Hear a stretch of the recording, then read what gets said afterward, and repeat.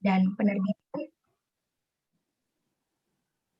di Politeknik Negeri Jakarta dengan mengusung tema Peluang Bisnis di Era 4.0 untuk Generasi Milenial. Adapun susunan acara pada pagi hari ini sebagai berikut. Yang pertama, ada pembukaan. Yang kedua, menyanyikan lagu Kebangsaan Indonesia Raya. Yang ketiga, sambutan Ketua Jurusan Teknik Grafika dan Penerbitan. Yang keempat, sesi foto bersama. Yang kelima, materi inti. Yang keenam, sesi tanya-jawab. Yang ketujuh, pembagian door prize yang akan diberikan kepada penanya terbaik saat sesi tanya-jawab. Dan yang terakhir, ada penutup. Baiklah, sebelum kita memulai acara hari ini, marilah kita berdoa agar acara hari ini berjalan dengan lancar. Bagi yang beragama Islam bisa membaca basmalah, dan yang beragama lain bisa menyesuaikan. Bismillahirrahmanirrahim. Terima kasih. Acara berikutnya yaitu menyanyikan lagu Kebangsaan Indonesia Raya.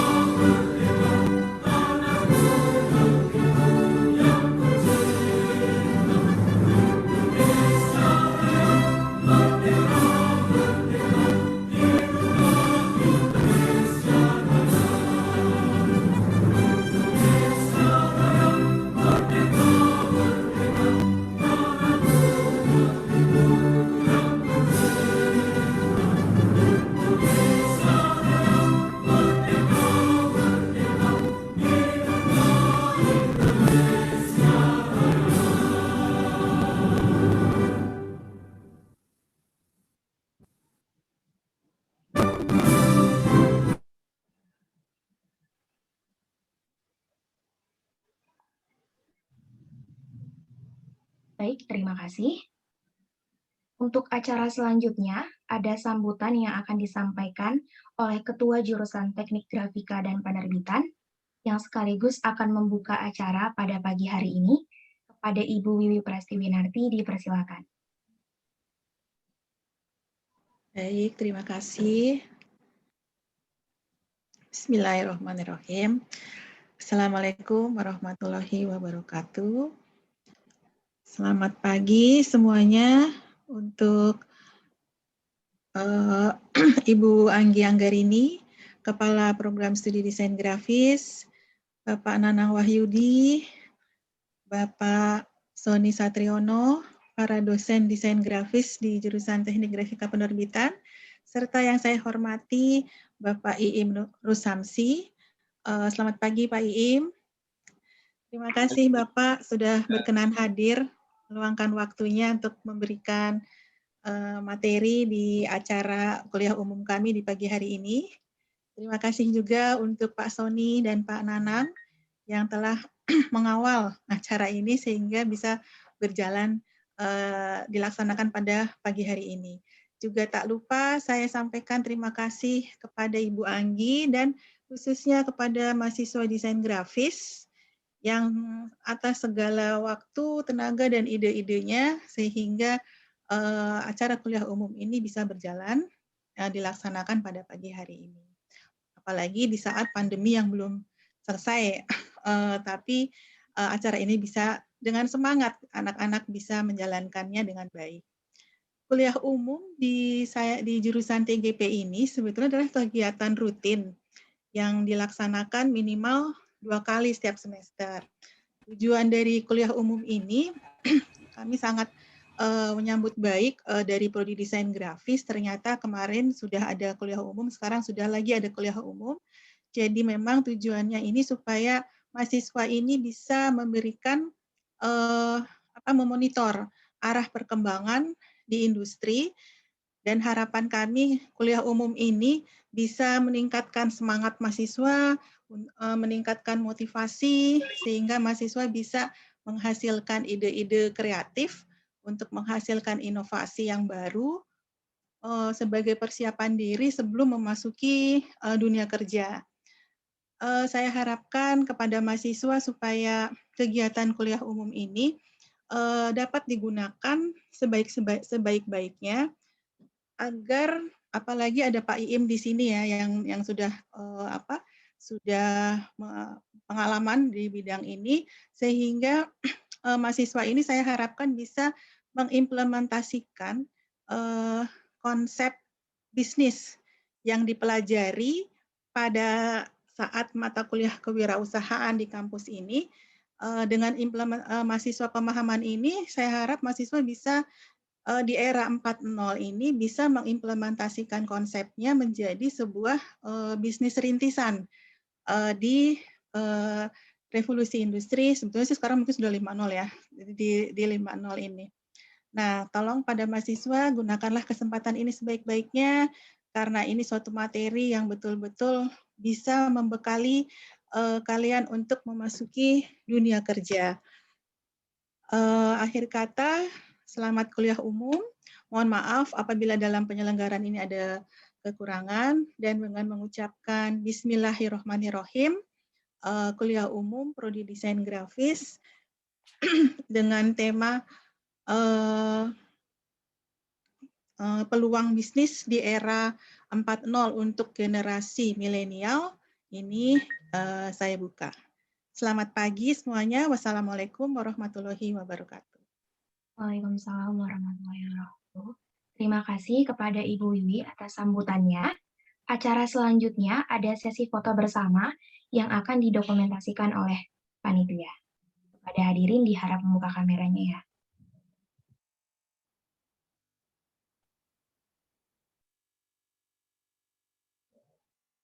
Baik, saya akan memberikan aba-aba untuk sesi foto bersama ini. Screen 1, 1, 2, 3. Screen 2, 1, 2, 3. Screen 3, 1, 2, 3. Screen 4, 1, 2, 3. Baik, saya rasa sudah cukup. Terima kasih. Sebelum kita memasuki ke acara inti, saya ingin mengingatkan kepada para peserta, jangan lupa untuk mengisi absen dan evaluasi kegiatan kuliah umum hari ini di Google Form, dan link untuk Google Form akan dibagikan pada kolom chat ya. Untuk acara berikutnya, yaitu materi inti dan sesi tanya-jawab, yang akan dipandu oleh moderator kita pada hari ini, Bapak Nanang Wahyudi. Beliau adalah CEO Dampu Desain dan juga merupakan dosen mata kuliah kewirausahaan di Prodi Desain Grafis PNJ. Kepada Bapak Nanang, dipersilakan. Baik, terima kasih atas kesempatannya. Terima kasih sekali lagi Bu Wiwi sudah berkenan hadir di acara ini, memberi sambutan. Bu Anggi juga yang sudah luar biasa membantu sekali terselenggaranya acara ini, bahkan lebih luas dari yang saya rencanakan, yang tadinya hanya untuk kelas kewirausahaan DG, tapi kemudian menjadi lebih luas dari juga Pak Sony yang tandem saya di kelas kewirausahaan, yang sama-sama kita sudah rencanakan dan sekarang kita laksanakan kegiatan ini. Selamat pagi semuanya. Assalamualaikum warahmatullahi wabarakatuh. Selamat datang juga buat Pak Iim Rusyamsi. Terima kasih sudah hadir Pak Iim. Saya tahu beliau ini sangat sibuk sekali. Kemarin masih ada di Ponorogo kalau nggak salah Pak Iim ya. Tapi pagi ini Kemarin habis keliling Jawa Timur diundang beberapa acara di Jawa Timur, Pak Nanang. Ada Ya, juga kegiatan sama satu kampus di sana.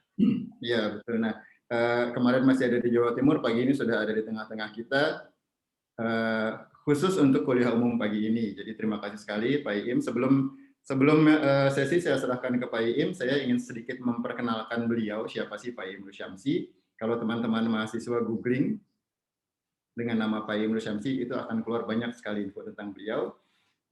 Beberapa saja saya sebutkan, beliau adalah presiden pertama komunitas UMKM TDA, Tangan di Atas. Beliau salah satu pendirinya juga. Kemudian beliau juga aktif di Kadin sebagai menggawangi juga bidang yang memang merupakan bidang pemberdayaan UMKM di Kadin Indonesia, Kamar Dagang dan Industri. Kemudian sekarang beliau adalah Ketua Umum Gerakan Kewirausahaan OKOC Indonesia. Jadi kalau bicara tentang pengalaman beliau di dunia kewirausahaan, dunia pengembangan startup UMKM, tidak perlu dilakukan lagi, sudah begitu banyak pengalaman dan perjalanannya. Bisnis-bisnis beliau juga banyak sekali. Awalnya ada dokter komputer, kemudian beliau juga adalah pemilik dari lembaga pendidikan, Yayasan Pendidikan Sejahtera. Pak Im, betul ya? Tolong koreksi kalau saya salah, Pak Im. Betul Pak Nanang. Ya, itu adalah ada sekolah luar biasa, kemudian ada sekolah umumnya juga, itu dikelola oleh beliau juga. Banyak sekali kegiatannya, karena itu saya jauh-jauh hari sudah minta jadwalnya supaya kita bisa hadirkan Pak Im di sini untuk sharing kepada kita. Dan ini adalah tema yang menarik sekali buat saya, karena kita kelas-kelas di DG ini adalah isinya ya teman-teman dari generasi milenial yang mungkin kalau saat ini dengan adanya kelas kewirausahaan sudah mulai berpikir juga bagaimana membangun startup, bagaimana memulai usaha. Nah, Pak Iim hadir hari ini dengan tema yang pas sekali dengan audiensnya, yaitu bagaimana melihat peluang bisnis era 4.0 untuk generasi milenial. Untuk itu tidak lama-lama saya openingnya, kita dengarkan saja paparan yang akan disampaikan Pak Iim Rusyamsi pada kita semua. Waktu saya persilahkan untuk Pak Iim. Ya, baik. Terima kasih banyak Pak Nanang Wahyudi, ini sahabat lama saya dan sudah sering juga nih Pak Nanang. Terima kasih banyak sudah mengundang saya. Pernah mulai tahun berapa ya Pak Nanang ya? Saya pernah ke kampus Politeknik Negeri Jakarta. Lama sekali itu Pak Iim ya. Mungkin 5 tahun yang lalu kali Pak ya. Mungkin kalau tidak pandemi mungkin saya ada di sana ya, di Depok ya. Ingin sekali. Ya baik, terima kasih banyak. Bismillahirrahmanirrahim. Assalamualaikum warahmatullahi wabarakatuh. Selamat pagi semua Bapak Ibu dan sahabat-sahabat Politeknik Negeri Jakarta. Yang saya hormati Ibu Wiwi Prasti Winarti, Kepala Jurusan. Kemudian ada Ibu Anggi Anggreni, Kepala Program Studi di Politeknik Negeri Jakarta, jurusan Desain Grafis.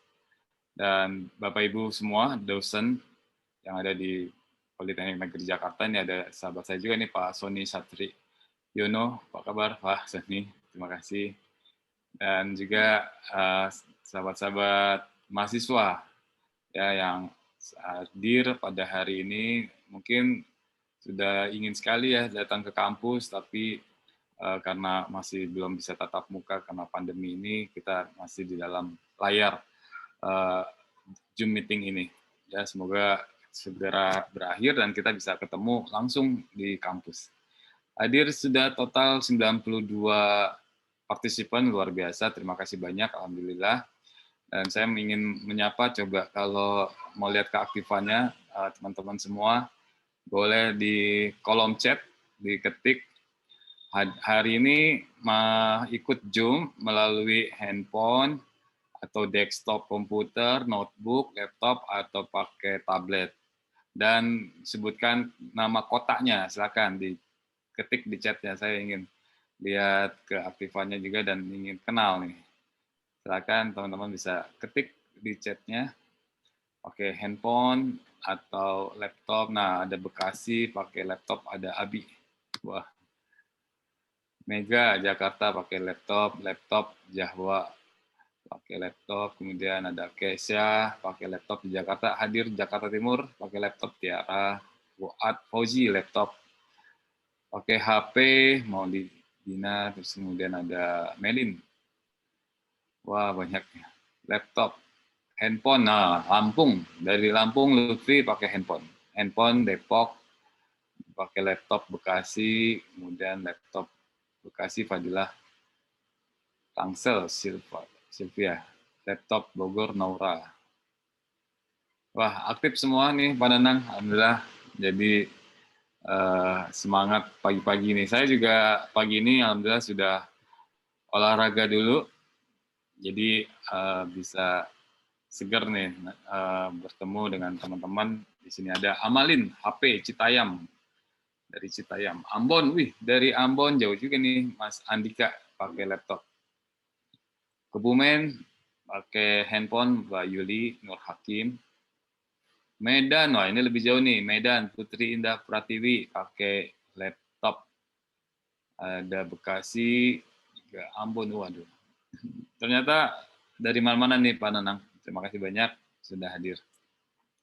Baik, saya share screen file saya. Nanti saya akan kirim filenya mungkin ke Pak Nanang dan bisa di-share ke teman-teman lainnya ya.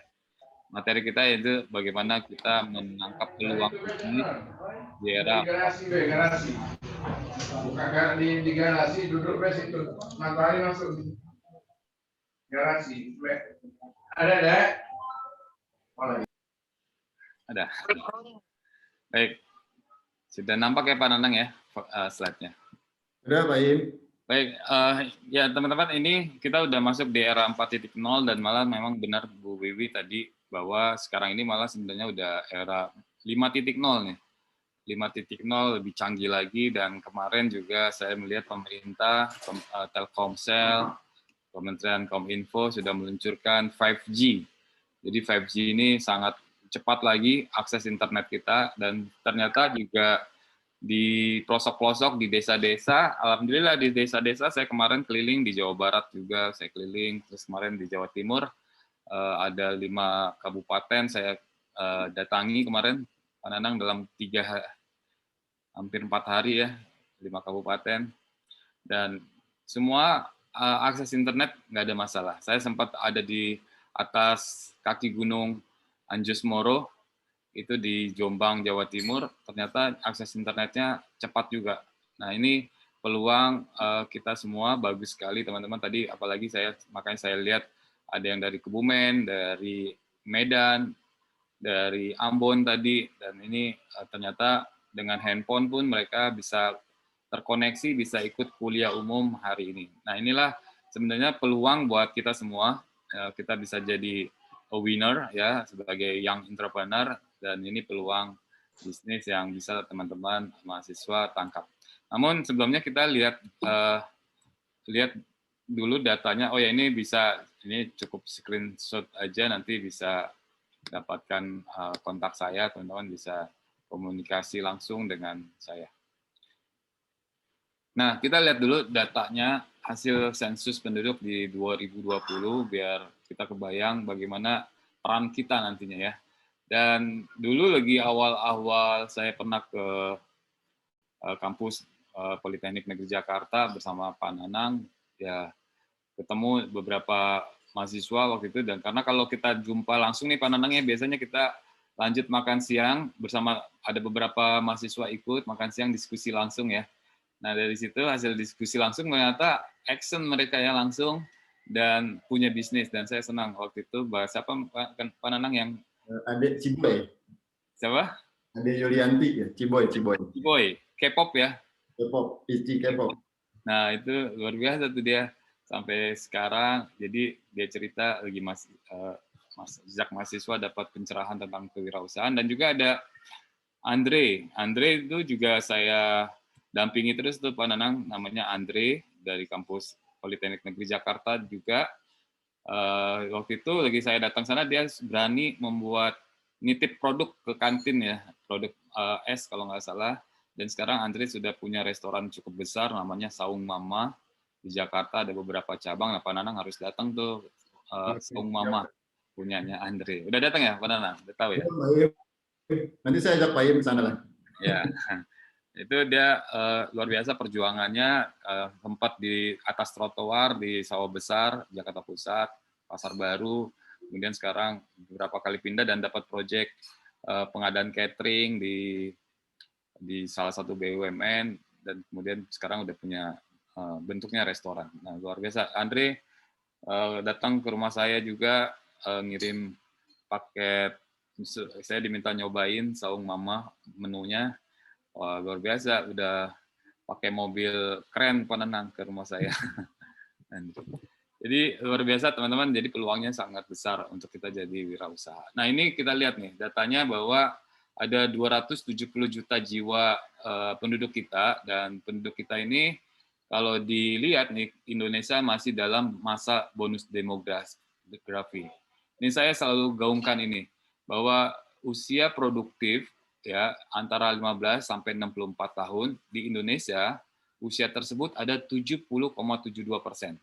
Nah, sehingga kita disebut masuk masa bonus demografi. Bonus demografi itu di saat satu negara jumlah penduduknya, persentase jumlah penduduknya 60% atau 50% lebih itu adalah usia produktif. Dan luar biasa Indonesia 70%. Dan ini seperti negara lain, seperti di China, di Korea, pada saat mereka masuk bonus demografi, begitu ekonominya sangat meningkat, sangat naik, dan produktivitasnya luar biasa. Nah, Indonesia sudah masuk nih, Pak Nanang. Jadi masa bonus demografi ini masanya hanya 100 tahun. Dan bisa jadi datangnya hanya sekali. Ya, datangnya hanya sekali nih. Mungkin nggak tahu kapan lagi dapatnya. Karena Jepang udah melewati bonus demografinya. Malah Jepang ini sekarang kebanyakan usianya adalah lansia, sehingga mereka kalah produktif sama Korea. Ya, kita jarang lagi tuh lihat merek-merek elektronik Jepang menguasai pasar ya. Sekarang yang menguasai adalah Samsung dari Korea, China. Mobil pun begitu. Jadi ini tandanya teman-teman ada di dalam bonus demografi dan luar biasa. Dan sekarang ini kita lihat, kalau dilihat nih, saya mungkin sama Pak Nanang di Gen X ya. Benar ya Pak Nanang? Apa kita di baby boomer? Baby boomer mungkin usianya sekarang adalah 56 sampai 74 tahun. Nah, sekarang kalau yang usianya 40 sampai 55 tahun ini saya masuk di sini, itu 21%. Kemudian milenial itu 25% nih. Umurnya sekarang ini 24 tahun sampai 39 tahun. Kemudian generasi Z ini usia 9 tahun sampai 23 tahun nih. Nah, mungkin saya yakin teman-teman mahasiswa di sini adalah di sini Gen Z ya, post milenial ya, 27% nih Pak, hampir 28% paling banyak. Kemudian nanti ada post Gen Z, ini ada yang sekarang usianya 7 tahun. Ini anak saya ada 2 di sini. Nah, inilah teman-teman ada di generasi Z. Nah, luar biasa generasi Z sekarang ini mereka berbeda dengan ya generasi saya maupun milenial yang sebelumnya.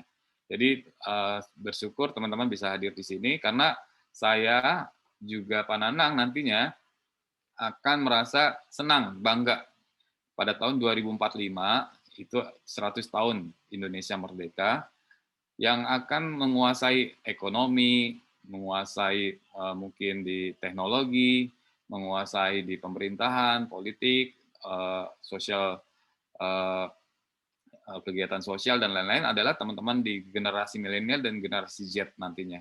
Dan saya ingin nantinya saya nggak ditanya nih, kalau mereka tidak menjadi pelaku, para pemimpin di sana, hanya penonton, tidak mendapatkan hasil di generasi masa bonus demografi, jangan nyalain saya dan nyalain Pak Sony, nyalain Bu Wiwi, Bu Anggi, Pak Nanang. Jadi jangan merasa, oh saya dulu nggak dibekalin nih sama Pak Nanang untuk masuk di era keemasan Indonesia tahun 2045. Karena Indonesia akan ada di era keemasan 2045 itu diprediksi Indonesia masuk ke negara adidaya, negara peringkat 5 besar atau malah 3 besar dunia. Jadi peran Indonesia akan sangat besar saat itu. Dan itu adalah teman-teman semua nih, jadi para pemimpinnya nantinya. Jadi saya senang sekali diundang sini karena nantinya kalau ditanya, dulu saya nggak dibekalin sama Pak Ina, ini buktinya ada tuh di YouTube tuh. Saya pernah bekalin supaya teman-teman siap, ya, siap untuk menghadapi era kemasan mungkin nanti 2030, 2045. Nah, itu adalah udah era teknologi luar biasa sekali.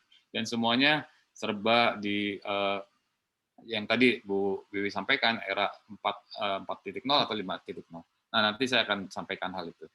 Dan namun kita lihat juga nih, dari 270 juta penduduk usia kerjanya hanya 203 juta. Ini data tahun 2020. Angkatan kerja kita 138 juta, tetapi juga ada yang menganggur. Yang menganggur ini otomatis dia nganggur karena nggak dapat pekerjaan saat dia lulus kuliah, dia lulus SMA, atau juga masuk usia angkatan kerja. Tadi kan kita lihat angkatan kerja usianya adalah 15 tahun. Yang bekerja menurun. Mungkin ini karena juga pandemi nih tahun 2020. Yang menganggur meningkat 2,6 juta pada 1 tahun ini. Kemudian ada angkatan bukan kerja. Nah, kalau kita lihat tingkat pengangguran terbuka kita atau TPT naik dari 5% tahun lalu menjadi 7,07%. Nanti tahun 2021 Agustus akan muncul angkanya. Jadi meningkat lebih dari 2 juta pengangguran. Ini adalah pengangguran terbuka. Mereka yang baru lulus dan lain-lain. Tapi juga ada pengangguran yang karena COVID. Yang karena COVID ini adalah yang mereka tadinya enak kerja, tiba-tiba ada pandemi, akhirnya dikurangi jumlah karyawannya atau menjadi berkurang jam kerjanya, jam masuk kerjanya, sehingga mereka sementara tidak kerja atau bekerja dengan pengurangan jam waktu. Ini sebanyak 24 juta orang, dan ini terpengaruh sekali. Ya, kita lihat efeknya pada saat Lebaran kemarin, banyak yang terpaksa ingin pulang kampung, sebenarnya mudik balik, karena memang sudah tidak ada pekerjaan di Jakarta misalnya. Pengangguran karena COVID 2,56 juta. Jadi teman-teman dari 29 juta ini yang terdampak pekerjaannya ditambah lagi 9 juta atau hampir 10 juta, tadi berarti hampir sekitar 40 juta orang Indonesia yang bermasalah dengan lapangan kerja atau pekerjaan mereka. Nah, ini yang harus kita lihat angka ini. Sehingga teman-teman mahasiswa kebayang apakah mau menambah angka pengangguran atau yang meningkatkan keterampilannya untuk bisa mendapatkan pekerjaan yang bagus, ya. Atau juga alternatif lain adalah berwirausaha menjadi entrepreneur. Nah, jangan menambah angka pengangguran, dan kita harus menunjukkan bahwa Politeknik Negeri Jakarta menghasilkan SDM yang unggul. Nah, ini tidak jaminan bahwa universitas atau diploma itu menjadi pekerja atau menjadi wirausaha, karena sebagiannya juga masih menganggur. Ya, universitas tahun 2020 ada 7,35% yang menganggur. Ya, naik nih dari 5,6 menjadi 7. Diploma pun gitu, dari 5 menjadi 8% tinggi. Yang SMK jadi 13,5%. Nah, ini jadi sehingga pendidikan tinggi pun tidak menjamin kita mendapatkan pekerjaan. Jadi teman-teman harus bukan hanya ilmu yang di kampus, jadi harus juga bertambah ilmunya, dan hari ini mendapatkan kuliah umum tujuannya untuk menambah ilmu tambahan, ya. Dan kemudian OKOC, ini satu slide tentang OKOC, bahwa OKOC yang tadi Pak Nanang sebutkan, ini adalah gerakan kewirausahaan, gerakan sosial untuk penciptaan lapangan kerja. Jadi ada masalah sosialnya adalah lapangan kerja, banyaknya pengangguran. Nah, OKOC itu hadir untuk membuka lapangan kerja sebanyak-banyaknya. Tapi lapangan kerja dari mana? Ini OKOC didirikan oleh Pak Sandi Uno. Pak Sandi Uno memang dari perusahaan-perusahaannya sudah bisa menciptakan lapangan kerja 30.000 lapangan kerja. Tapi tentu tidak bisa mengandalkan hanya Pak Sandi Uno aja, tapi kita ajak membuka lapangan kerja melalui kewirausahaan. Jadi kalau mereka berwirausaha, akhirnya mereka bisa membuka lapangan kerja untuk dirinya sendiri. Nah, akhirnya mereka bisa mempunyai penghasilan dari wirausaha yang dibangun. Ya, kayak tadi Andre itu. Andre yang saya terus dampingi dari awal hingga sekarang, dia berjuang terus. Dia dari mulai jualan es buah kalau nggak salah di kampus Politeknik Negeri Jakarta di Depok sampai sekarang. Belajar dari ibunya, belajar masak dari ibunya, akhirnya ibunya sambil masih kerja waktu itu. Masih kerja, jadi dia belajar masak dari ibunya, akhirnya dia bisa masak, terus dia bisa punya menu, makanya dia sebut namanya Saung Mama. Nah, dia pintar desain sehingga desainnya bagus ya. Dia promosi di sosial medianya juga bagus karena milenial. Dan selain makanan, Andre juga punya ini merek baju koko juga dia. Baju koko yang bisa dipakai sehari-hari untuk anak muda. Nah, itulah akhirnya Andre dia punya penghasilan dari usaha yang dibangunnya sendiri, dan malah dia bisa menciptakan lapangan kerja buat orang lain dari usahanya. Jadi usahanya terus berkembang, ada cabang lain sehingga menyerap lapangan kerja. Nah, itu sarjana harus bisa menyerap lapangan kerja. Sama kisahnya Pak Nanang, Pak Sony saya ikutin juga tuh dari awal ya, dari kamar desain. Beliau berdua membangun usaha desain grafis. Akhirnya sampai sekarang besar sekali, Dampu Desain sudah menyerap lebih dari berapa Pak Nanang? 50 karyawan ada ya? Belum Pak, 30-an Pak. 30-an, nah. Luar biasa, bayangkan dari bertiga kalau nggak salah ya, Pak Nanang ada berempat juga. Dari berempat, dari kamar kos waktu itu, akhirnya sekarang ada di ruko besar, ada menyerap lapangan 34 karyawan, dan mereka punya penghasilan jadinya, dan bukan buat mereka aja, tapi untuk keluarga mereka. Jadi Pak Nanang, Pak Sony menjadi saluran rezeki buat orang lain. Nah, itulah fungsinya kita sebagai pengusaha, sebagai wirausaha. Jadi saya juga tadi menggagas tangan di atas itu tujuannya supaya kita bisa membuka lapangan kerja buat orang lain, sehingga kita tangan di atas tuh memberi gaji buat orang lain nantinya sebagai pengusaha. Ya, itu teman-teman prinsipnya. Dan itulah yang dilakukan OKOC juga. Jadi kami terus mengajak, mendampingi para wirausaha. Nah, kami punya kurikulum yang ini juga disesuaikan di saat krisis ini. Jadi masyarakat diajak mendaftar, bergabung dengan komunitas-komunitas penggeraknya, kemudian ikut pelatihan-pelatihan. Ya seperti hari ini ada pelatihan seperti ini, kemudian pendampingan. Jadi usahanya itu didampingi, kayak Andre akhirnya masuk di program OKOC di Sawah Besar Jakarta Pusat, didampingi terus-menerus. Kemudian izin usahanya dibantu, izin usaha yang dibutuhkan seperti izin usaha mikro dan kecil, malah Andre udah punya perusahaan PT bentuknya, kemudian izin halal, izin PIRT, BPOM, dan lain-lain. Terus pemasaran dibantu akses pemasarannya. Saya juga kalau kayak perlu nasi box, biasanya saya telepon Andre, pesan untuk acara-acara.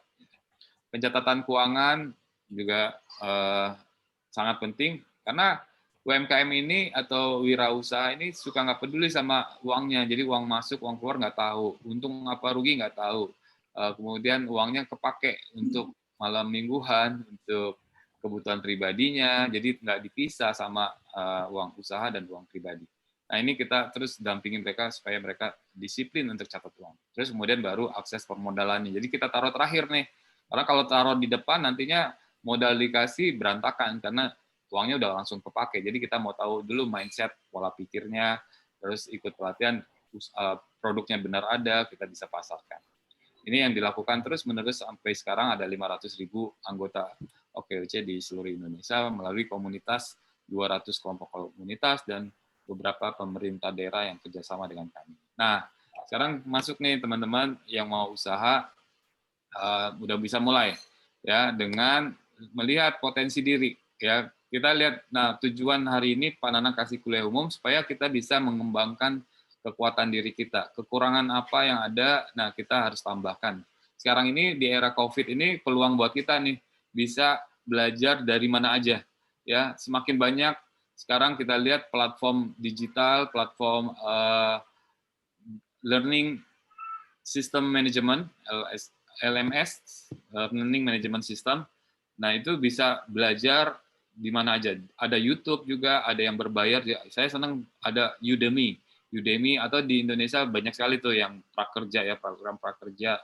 Tapi kalau saya dengar mahasiswa nggak bisa bergabung prakerja, jadi boleh berbayar. Kalau memang ada ilmu yang bagus, berbayar. Harusnya Pak Nanang turun tuh ikut ngasih pelatihan-pelatihan di online.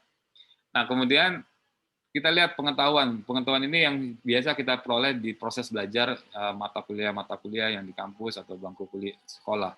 Nah, kemudian nomor 2 adalah kita harus tambah keterampilan, kemampuan untuk melakukan sesuatu yang berdasarkan pengetahuan yang kita miliki. Jadi pengetahuan yang sudah didapat di kampus ditambah lagi. Kayak dulu saya Pak Nanang ya kuliah di teknik informasi, saya udah dapat di kampus, ternyata nggak diajarin tentang teknik merakit komputer. Akhirnya saya keterampilannya saya ditambah dengan setiap hari pulang dari Depok ke kota naik kereta, turun mampir ke Glodok, belajar di situ sama tukang rakit komputer. Akhirnya saya punya usaha namanya Dokter Komputer, ada 13 cabang saat itu. Nah, kemudian sikap. Nah, sikap juga penting. Jadi kecenderungan seseorang dalam perilaku. Jadi perilaku teman-teman akan terlihat karena perilaku yang positif, dia akan juga mampu bisa mengembangkan dirinya. Nah, langkahnya gimana untuk mengenali diri kita? Nah, pertama, teman-teman juga harus mengenal kekuatan dan kelemahan diri kita. Nah, biasanya saya juga nyusun kekuatan saya apa, kelemahan saya apa. Jadi ingat-ingat lagi. Terus kemudian analisa untuk pengembangannya, ya. Buat daftarnya kekuatan dan kelemahan, terus cari informasi bagaimana potensi tersebut yang dapat dikembangkan. Jadi kira-kira apa kekurangannya? Kalau saya misalnya di kampus desain grafis sudah biasa mendapatkan ilmu yang ada di kampus sesuai kurikulum, tapi ternyata di luar kampus kita tahu nih di dunia industri, dunia kerja ternyata yang dibutuhkan misalnya sekarang aplikasinya berbeda misalnya dari kampus saya. Belajar cari mentornya, cari mampir ke kantor Pananang, lihat yang sedang dipakai di dunia kerja, di dunia industri apa aplikasinya. Nah, pelajari itu. Pananang, anak saya umur 17 tahun sekarang, kelas 2 SMA, udah pinter Adobe Illustrator, Pananang. Nanti saya kasih lihat hasilnya ya, nanti mohon dibimbing sama Pananang. Dia udah mulai bikin produknya ada kaos, ada juga dia bikin apa ya disebutnya tuh, dia bikin desain sepatu buat pajangan di dinding, itu pakai Illustrator. Jadi Pak Im, jangan-jangan di 4.0 dan seterusnya itu persaingan nggak lagi di yang selevel ya, jadi bisa saja saingannya mahasiswa itu anak-anak SMA, anak SMP. Nah, betul Pak Nanang. Jadi anak saya tuh diam di kamar ternyata pakai komputernya sama kayak Pak Nanang tuh, pakai Mac. Dia udah bisa bikin lagu juga Pak Nanang, digital musik gitu. Padahal nggak pernah megang piano, megang gitar, semua serba digital. Nah itu luar biasa dia. Dan dia sudah jadi terdaftar sebagai artis di Spotify.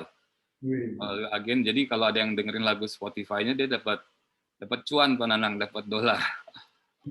Nah itu baru anak kelas 1 SMA dia mulai bikin lagu-lagu itu. Lagunya hip hop, saya nggak suka juga lagunya, tapi sangat digandrungin ternyata sama anak milenial. Nah, terus konsisten melakukan kegiatan pengembangan, jadi harus konsisten ya. Dan ya yang diperlukan adalah passion teman-teman, jadi gairah dan dorongan. Jadi kata Albert Einstein, dia nggak punya bakat khusus, tapi dia bergairah untuk cari tahu. Yang penting cari tahu ya, banyak yang sukses kita cari tahu, kenal sama mereka, belajar dari mereka. Jadi kata Joel Barker, visi tanpa tindakan hanya sebuah mimpi, tindakan tanpa visi hanya berlalu bersama waktu, visi dengan tindakan dapat mengubah dunia. Ini yang dilakukan luar biasa nih Pak Nanang dan Pak Sony, bisa mengubah dunia. Dan saya dengar juga bisnis Pak Nanang udah ke luar negeri kan, dapat orderan desainnya banyak dari luar negeri. Dan ini teman-teman makanya perlu banyak bikin visinya. Apa visi impian tentang kita 5 tahun ke depan, 10 tahun ke depan nih. Nanti kan kita akan ada di 2045 eranya teman-teman milenial semua. Jadi misi apa yang harus kita lakukan untuk mewujudkan visi tersebut, terus nilai-nilai atau prinsip yang harus kita bangun, dan target nih harus punya target ya. Misalnya 1 tahun ke depan saya lulus dengan nilai terbaik, tapi sudah langsung punya usaha, dengan usahanya sudah mempunyai omset misalnya sebulan 100 juta rupiah misalnya. Ya, itu harus ditargetkan. Jadi kita kuatkan pikiran kita, kata-kata kita juga akan menjadi tindakan kita akan menjadi kebiasaan menjadi takdir. Jadi harus terus positif ya, pikirannya, pola pikirnya harus positif. Jadi ya, keyakinan yang positif akan membawa tindakan yang positif dan hasilnya yang bagus juga. Kalau kita nggak yakin, mendengar saya mungkin, mendengar Pak Nanang, nggak yakin, nggak bisa, ya udah akan ada tindakan yang nggak yakin juga, yang negatif juga, dan hasilnya pun begitu. Ini pola pikir pengusaha, teman-teman harus punya passionate, tadi punya gairah, berpikir positif, harus persisten, pembelajar, nanti kita bisa diskusi ya, harus punya inisiatif dan efektif, kemudian punya integritas. Paling penting nih, kalau bisnis nggak punya integritas akan ditinggalkan. Akhirnya nggak akan ada peluang di sana. Bisa dipercaya sama, kemudian harus berani resiko, karena berani resiko lah yang kita harus coba ya. Dan teman anak saya juga udah mulai, ya dia udah punya brand kaos, kemudian ini baru kelas 2 SMA, udah punya musik, di Spotify, ada dibayar tuh, di Apple Music juga masuk, dan dia juga mulai ini, Pak Nanang, hasil uangnya itu diinvestasikan di beberapa portofolio investasi. Dia udah mulai tuh, anak milenial tahu tentang Bursa Efek Indonesia, bursa saham, dia udah mulai main di sana juga, trading, dan mulai bisa melihat peluang juga di sana dan mengetahui perkembangan dari perusahaan-perusahaan yang ada di dalam Bursa Efek Indonesia. Jadi usahaku adalah passionku. Jadi teman-teman bangun usahanya. Kalau mau bangun usaha harus temukan ide. Temukan ide, kira-kira kebutuhan masyarakat apa yang bisa kita jadikan produk kita menjadi solusi buat permasalahan yang ada di masyarakat. Ya, contoh kayak Pak Nanang, Pak Sony, jadi permasalahan yang ada di masyarakat, misalnya mempunyai desain yang bagus itu sulit dan lain-lain, dan akhirnya jadi solusi dalam desain ini. Dan harus belajar dari semuanya. Ya, semua hal yang terkait bisnis belajar. Saya mulai bisnis itu jadi langsung CEO.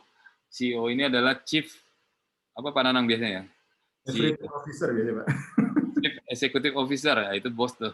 Nah, kalau saya Chief Everything Officer, apa aja semua saya lakuin. Buka toko, ngepel lantai, memasarkan, nawarin produk, dan lain-lain saya lakukan. Sampai menagih pun saya lakukan. Jadi kita pelajari semua, jadi kita tahu dan jadi diri kita sendiri. Jadi akhirnya passion itu terbangun. Kalau passion itu kita buang waktu, bukan buang waktu, kita bersama-sama waktunya di pekerjaan kita sampai lupa waktu kadang-kadang. Nah itulah passionnya. Jadi beda dengan minat. Kalau minat ya hanya sekedar hobi ya. Tapi kalau kita punya passion, akhirnya bisa terbantu menjadi menghasilkan. Kalau lihat di Kompas, saya pernah diliput dari hobi menjadi apa ya waktu itu ya, menjadi uang kalau nggak salah. Nah ini industri 4.0. Jadi industri 1.0 mulai mesin uap, kemudian 2.0 udah mulai ada listrik, kemudian 3.0 sudah mulai ada otomatis, serba IT juga, dan 4.0 itu udah pakai internet. Semuanya pakai internet, jadi teknologi sudah digerakkan oleh internet, ada cloud computing. Sekarang ini kalau kita punya laptop nggak perlu pakai Windows operating system ya, cukup pakai Chrome aja semuanya, karena semuanya Google sudah siapkan. Ada email ada di Gmail, kemudian ada di cloud computing juga tuh Google Drive dan lain-lain udah terkoneksi semua di sana. Ya, ini terjadi nih. Printer 3 dimensi juga sudah sangat murah sekarang, Pak Nanang. Mungkin pada saat kita mendesain, kita langsung bisa bikin mock-up-nya, bikin produk percobaannya ya melalui 3D printing ini. Kemudian robotik sekarang udah serba robot. Kemarin saya di grup kami mempunyai pencatatan keuangan, akuntansi. Itu kan akuntansi suka susah ya, dan sekarang cukup ketik di WA aja, misalnya uang masuk hari ini 50.000 dari penjualan 1 kaos, udah ketik aja di situ, nanti dia si robot ini otomatis mencatat, dan terus kita ketik aja rekap, nanti dia akan keluarkan rekapnya dalam bentuk Excel, dan aja dia mah kagak. Itu bisa langsung. Terus big data, sekarang kita teman-teman harus menguasai big data. Nadiem Makarim itu besar di Gojek karena big data, karena dia mengelola datanya dengan baik, ya. Nah, sehingga akhirnya sekarang merger dengan Tokopedia yang juga perusahaan big data yang sangat besar, sehingga menjadi unicorn dan malah nanti dekakorn nanti dia. Dan mulai nih UMKM peduli sama data. Kita kadang nggak peduli sama data. Data misalnya ada pembeli masuk, nggak pernah dicatat nomor handphonenya, nggak pernah jalin komunikasi di situ. Akhirnya kita capek mencari pelanggan baru lagi, pembeli baru, sehingga berulang terus begitu. Nah, sekarang pemain besar adalah mereka yang berhasil mengelola datanya dengan baik. Nah, jadi ada 3 literasi yang harus dikuasai, bahwa pertama adalah literasi data, ya. Data ini sangat penting. Terus kemudian kedua, literasi teknologi, teman-teman harus kuasai teknologi, digital marketing dan lain-lain. Dan yang ketiga yang paling penting lagi adalah literasi interaktif antar manusia. Nah, ini yang kadang anak-anak milenial kan fokus di dalam layar ya, di megang handphone, megang laptop, internetan, tapi jarang sosialisasi antar manusianya. Nah, ini juga harus dipelajari dan harus bagus komunikasinya, hubungan antar manusianya. Kemudian Internet of Things, semua serba digerakkan oleh internet. Saya udah mulai lihat nyalain lampu pakai Android, ada aplikasinya, nyalain AC, lupa nyalain matiin AC, ada semua. Saya lihat CCTV, kemarin cukup pakai handphone, gerakin pagar, ada tuh rumah saya belum sih pagar yang tutup buka pakai handphone juga. Nah, semua udah pakai itu RFID, ya semua udah pakai RFID, masuk parkiran udah pakai RFID juga. Nah, ini sudah harus disiapkan teman-teman cyber security juga. Nah, inilah 7 skill penentu kesuksesan teman-teman di abad 21, di abad era 4.0 nih, menurut Tony Wagner. Yang pertama, teman-teman tuh harus punya critical thinking dan problem solving. Ya, critical thinking itu boleh mempunyai pola pikir yang kritis, ya itu sangat dibutuhkan. Tapi juga harus mempunyai solusi terhadap problem tersebut. Ya, kita bawa solusinya, bukan hanya mengkritik aja, tapi solusinya harus ada. Nah, inilah yang akan menjadi pemenangnya. Kemudian agility dan adaptability, jadi harus punya ketangkasan dan bisa beradaptasi. Bayangkan sekarang di era pandemi ini luar biasa, perubahannya sangat ekstrim. Nanti saya akan bahas ini sedikit. Inisiatif, harus punya inisiatif dan entrepreneurship juga. Ya, ini dijelaskan tentang entrepreneurship hari ini. Nah, harus inisiatif nih dari sekarang, dari acara hari ini, apa kira-kira entrepreneurship yang akan dibangun. Ya, nanti Pak Nanang bisa bangun inkubasinya. Efektif oral, semuanya kita bicara yang sangat efektif dan bermanfaat buat orang lain. Di sosial media sekarang juga udah bukan zamannya lagi posting teks, video, foto, tapi sekarang sosial medianya kayak Clubhouse, kita audio, bentuknya diskusi langsung, efektif oral langsung. Kita ditantang untuk bicara langsung diskusi dan ketemu langsung. Terus juga podcast juga banyak banget ya sekarang podcast dijalankan. Menulis juga sebagai jalur komunikasi yang baik. Orang yang ahli menulis ini juga akan sangat berperan nantinya. Kolaborasi antar network, nah ini sangat penting. Jadi kalau tadi Bu Anggi membuka bukan hanya kelasnya Pak Nanang, bisa dimanfaatkan oleh kelas-kelas yang lain di acara hari ini. Nah ini nanti muncul nih kolaborasi antar networknya dan leading by influence. Curiosity, nah ini yang tadi Albert Einstein bilang bahwa curiosity ini rasa ingin tahu. Teman-teman rasa keponya harus tinggi nih terhadap sesuatu yang bermanfaat, sesuatu teknologi bisa jadi, terus kemudian produk, ataupun apa yang bisa jadi satu ide usaha kita. Imagination, ini imajinasi kata Pak Bung Karno bilang kan, kita harus mencapai cita-cita kita walaupun setinggi langit gitu ya, walaupun 100 tahun ke depan. Harus imajinasinya harus ada. Accessing dan analyzing informasi. Sekarang ini banjir informasi. Informasinya banyak banget, tapi kadang mampet idenya. Ya, banjir informasi tapi mampet ide. Nah, ini kita harus pintar menganalisa informasi yang ada, ya. Teman-teman kampus harus senang dengan membaca jurnal-jurnal. Ya, saya juga masih suka baca jurnal-jurnal. Dari situ ide-ide bisnis muncul. Karena jurnal-jurnal itu hasil penelitian yang bagus dan kita pun harus melakukan analisa dan juga melakukan penelitian untuk menghasilkan produk yang bagus buat kita.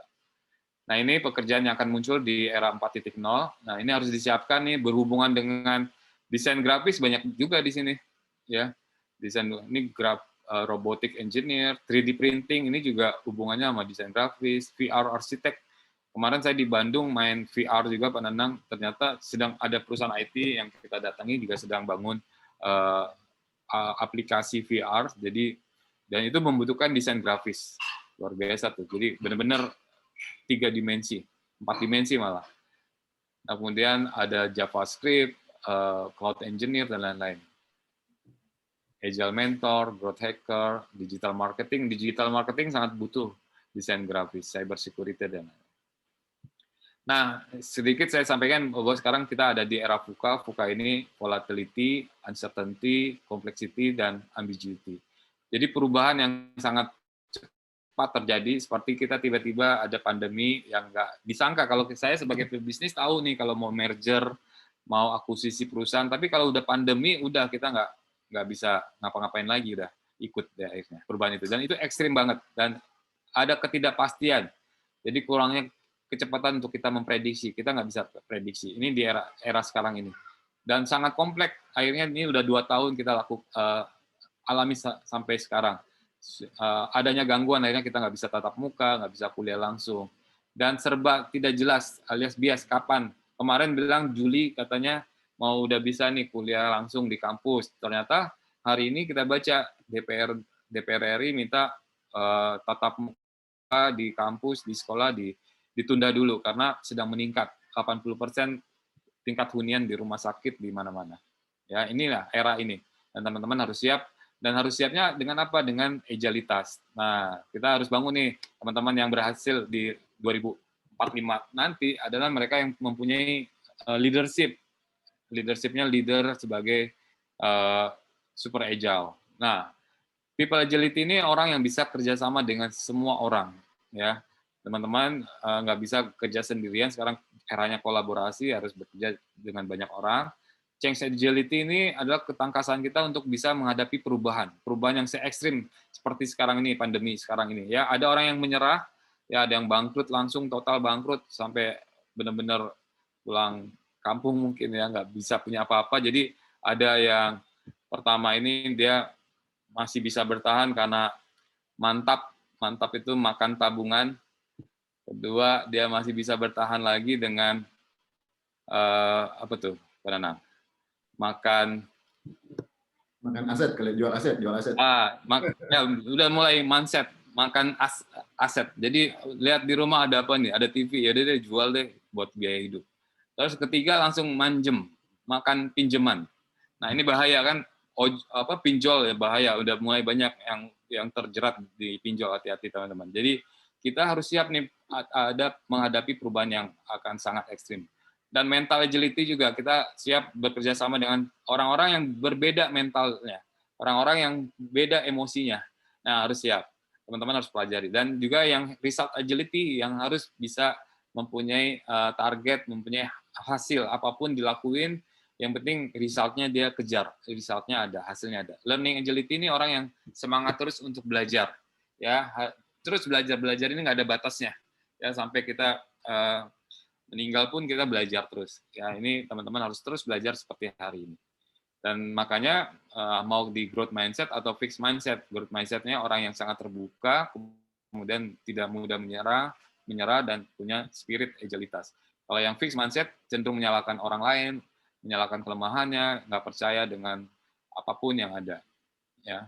Dan makanya peluang ada, teman-teman jangan khawatir, peluangnya banyak sekali. Di tengah krisis ini ada kebutuhan baru, ada perubahan gaya hidup baru yang lebih sekali, mungkin banyak di rumah, work from home. Nah, sekarang banyak keterampilan baru yang harus kita bangun, yang harus kita kuasai. Ya, sekarang di YouTube pun anak kecil udah mulai buka channel YouTube untuk bisa ngasih keterampilan memasak. Itu luar biasa. Terus silaturahim, ya banyak silaturahim. Hari ini silaturahim akhirnya membuka rezeki dan panjang umur. Nah, perilaku konsumen itu berubah. Ini mungkin lebih detailnya di sini.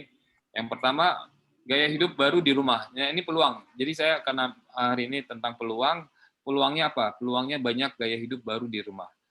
Bisnis semua dari rumah, kemudian ada toko online, menjadi pilihan untuk berbelanja, layanan food delivery. Nah, kemarin saya ke Jombang, teman saya bilang, Pak, lebih baik kita fokus terhadap 3 kabupaten, bikin toko online, tapi melayani hanya dekat-dekat aja, jadi pengirimannya dekat, sehingga ongkos kirimnya lebih rendah, dan cepat pengirimannya, dan untuk membantu masyarakat lokal yang ada. Nah, itu bagus sekali. Terus masyarakat juga senang masak di rumah sekarang. Pak Nanang tuh pintar masak tuh sama Pak Sony ya, dan Mas Ari. Kemudian harus punya brandnya harus omni nih, harus hybrid sekarang, online dan offline. Kemudian bisnis berubah menjadi bisnis yang subscription, jadi kayak layanan TV, smart TV, kita ada video, ada Netflix dan lain-lain, Mola TV, itu semua layanan itu. Nah, kemudian kebutuhan dasar konsumen. Jadi mereka hanya mementingkan kebutuhan dasar aja, udah nggak mikirin gaya-gayaan gitu ya. Jadi tentang kesehatan, tentang pendidikan, untuk kebutuhan di rumah dan lain-lain. Dan kemudian juga semua beralih ke virtual. Hari ini kuliah umumnya saya jadinya ke layar, ya, semua berubah. Kemudian cloud computing dan masyarakat juga sekarang penuh empati. Ya, Pak Nanang juga perusahaannya juga udah mulai kemarin saya lihat membantu ada Genos ya Pak Nanang ya, membuat gerakan sosial untuk membantu Genos. Kemudian ada peluang teman-teman yang masih kurang bagus di era COVID ini, tapi ada juga yang bagus ya di era ini. Yaitu misalnya home fitness nih, telemedicine, cloud service, online learning, media dan telekomunikasi, streaming, kemudiannya remote working dan lain-lain, food delivery dan lain-lain. Nah, ini nanti teman-teman bisa lihat apa aja peluang yang bisa teman-teman hasilkan. Nah, peluang selama pandemi ini, groceries ini bisa macam-macam, bisa kita jualan apa kebutuhan di masyarakat. Sepeda lagi rame, ternyata saya lihat sepeda juga ada yang murah-murah ya, teman-teman bisa jadi resellernya. Masker kemarin teman saya, Andri Prayoga, teman SMP, teman SMA juga, anaknya dia bilang hubungin saya, anaknya baru lulus SMA, jualan masker doang di Shopee dan Tokopedia, omsetnya sebulan udah 40 juta. Dia pulakan aja tuh grosiran beli masker yang jadi gitu ya. Nah, itu omsetnya luar biasa, anak SMA 40 juta. Ini juga salon, saya cukur rambut juga manggil di rumah, namanya The Capster, ada aplikasinya, datang ke rumah, hanya 50.000, murah. Kemudian meal kits delivery, semuanya di delivery, remote working, semuanya kerja serba remote, makanya butuh desainer nih, kayak virtual design background hari ini bagus banget Pak Nanang. Jadi banyak juga itu kebutuhan. Kemarin saya dapat penawaran bikin ini Pak Nanang, desain untuk ucapan Lebaran, harganya 100.000. Dan dia banyak tuh dapat ordernya, dan itu peluang teman-teman ya. Kemudian snack, karena banyak di rumah, snack, terus virtual, dekorasi rumah. Nah, ini juga teman-teman desainer juga pintar-pintar kan mendekor rumah, karena tampilan di Zoom atau dia mau meeting online, tampilan dekorasi rumahnya harus bagus, akhirnya butuh dekorasi rumah. Nah, ini nanti setelah pandemi, cloud kitchen, warung dapur bersama, pick up delivery, konten entertainment. Konten entertainment ini peluang buat teman-teman Gen Z nih ya, post milenial. Semua serba konten sekarang. Jadi konten kreator ini peluang besar. Ya, kita lihat luar biasa tuh milenial seperti Atta Halilintar sekarang udah main bisnisnya beli klub sepak bola. Frozen food, vaksin klinik, kopi juga semakin diminati sekarang. Online kursus yang tadi saya juga punya lembaga kursus sekarang juga sudah online. Home baking, hybrid tutor. Nah, teman-teman akademisi, teman-teman kuliah senang nih mengajar karena sekarang banyak butuh bimbingan belajar, bimbel.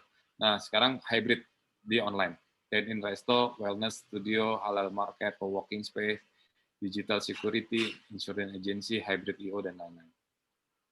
Itu Pak Nanang dari saya mungkin untuk bahan diskusi kita. Kita siap untuk tanya jawab. Pas waktunya nih, saya udah ukur. Ini teman-teman bisa sekali lagi screenshot aja untuk bisa follow saya. Kita diskusi, DM saya. Nanti saya bisa follow balik. Bilang aja, Pak, fallback Pak dari PNJ, Politeknik Negeri Jakarta. Fallback dong gitu. Terima kasih Pak Nanang. Assalamualaikum warahmatullahi wabarakatuh. Assalamualaikum warahmatullahi wabarakatuh. Baik Pak Iim, terima kasih padat sekali, sangat update. Sebelum saya serahkan ke teman-teman, kalau ada yang ingin bertanya, silakan bisa diketik di kolom chat atau bisa juga raise hand, nanti kita langsung live ditanyakan langsung ke Pak Iim. Tapi sebelum itu Pak Iim, saya mau cerita sedikit bahwa ini teman-teman yang ada di kelas kewirausahaan desain grafis itu sekarang memang saya dan Pak Sony sedang menugaskan mereka untuk coba bikin startup berkelompok di kelasnya gitu, berempat orang. Nah, sebagian itu sudah saya lihat sih progresnya cukup bagus, produknya sudah kelihatan, mereka juga sudah bikin hitung-hitungan modalnya, ngitung BEP segala macam, kanvasnya juga sudah dibuat gitu. Nah, mungkin ada pesan dari Pak Iim untuk teman-teman yang baru mau mulai tapi produknya udah ketemu itu, apa sih biasanya obstacles-nya, terus gimana cara menghilangkan hambatan itu sih Pak? Ya, ya selamat teman-teman yang udah mulai ngebangun startup. Startup ini sangat dibutuhkan dan sangat mudah sebenarnya, apalagi berkelompok ya, dan memang harus berkelompok. Jadi sekali lagi tadi untuk mencarikan ide, kita lihat kebutuhan di masyarakat yang ada. Ya startup Gojek waktu itu tuh muncul karena permasalahan yang ada di kota Jakarta, misalnya macet, susah mencari kendaraan transportasi umum yang cepat, gitu, yang murah, dan akhirnya Gojek hadir dan sekarang malah lebih besar dan bisa streaming of income-nya lebih lebar lagi, ada GoFood dan lain-lain. Nah itu harus dicari, jadi mereka menjadi solusi buat orang lain. Nah ini yang harus dicari permasalahannya apa, dan tidak memaksakan, oh kayaknya nih butuh ini nih, saya lagi butuh, padahal kita doang yang butuh, masyarakat nggak butuh. Nah akhirnya nggak dipakai gitu ya. Nah itu cari idenya yang baik, dan kita makanya tadi saya pesankan teman-teman harus analisa informasi yang banyak, kita lihat, dan silakan ATM misalnya amati, tiru, dan modifikasi. Dan lebih bagus lagi kita memang bisnis itu jangan ikut-ikutan, yang sudah ada jangan musiman bisnisnya, tapi yang benar-benar inovasi dan kreatif ya. Dan cari mentor. Nah kalau udah ada inkubasi berarti Pak Nanang udah ada mentornya nih. Nanti Pak Nanang kalau butuh mentor lain yang dibutuhkan, misalnya mentor untuk akses modal, terus mentor untuk bagaimana bisa masuk ke dalam Play Store, Google App Store dan lain-lain. Nanti saya bisa kenalkan dengan teman-teman mentornya. Dan akses modal kita bisa ada nih teman-teman namanya Angel Capital ya, udah mulai ada Angel Capital, dan juga nantinya Venture Capital. Banyak sekali serinya, banyak, ada seri A, seri B, pre-seed dan lain-lain. Nah itu harus dipelajari supaya startup kita bukan hanya di kampus saja, bukan hanya karena tugas, tapi benar-benar setelah dari kampus jalan tuh jadi berkembang. Ya. Itu Pak Nanang. Oke, terima kasih Pak Iim. Bu Anggi, ada yang mau disampaikan Bu Anggi? Mumpung ada Pak Iim, mungkin bisa kolaborasi sama TGP. Silakan Bu Anggi. Saya pengen nanya Pak Iim. Silakan Bu Anggi ya. Kalau misalnya nih kita mau mulai usaha nih ya, misalnya nih, lebih baik kita pilih jenis usaha yang sekarang lagi dicari banget nih sama orang-orang misalnya, atau kita pilih usaha yang sesuai sama passion kita. Mendingan yang mana tuh Pak? Ya, Bu Anggi, benar. Nah, tadi juga ada di slide saya mengenai ide usaha. Nah, ide usaha itu memang harus yang sesuai passion kita. Tapi tetap passion kita itu yang memang sedang ada kebutuhan dari masyarakat ya, sedang dicari, dan kebutuhan itu tidak banyak yang memberikan. Nah, kita melihat itu ada peluang di situ. Walaupun udah banyak, kalau sudah ada, misalnya kita sangat passion di situ. Ya, sekali lagi passion itu yang benar-benar kita sampai lupa waktu, kita cinta banget nih sama apa yang kita kerjakan, ya sehingga bisa menghasilkan uang. Kalau passion itu harus menghasilkan uang. Nah, akhirnya kita berpikir totalitas. Nah, berpikir totalitas inilah yang menghasilkan inovasi dan kreativitas. Jadi, akhirnya produk kita walaupun pasarnya mungkin banyak pemainnya, tapi harus punya pembeda, ya harus ada unique selling proposition-nya. Jadi harus berbeda dari yang sudah ada. Nah, sehingga produk kita walaupun mungkin harganya lebih mahal, tetapi masyarakat akan melihat nilainya.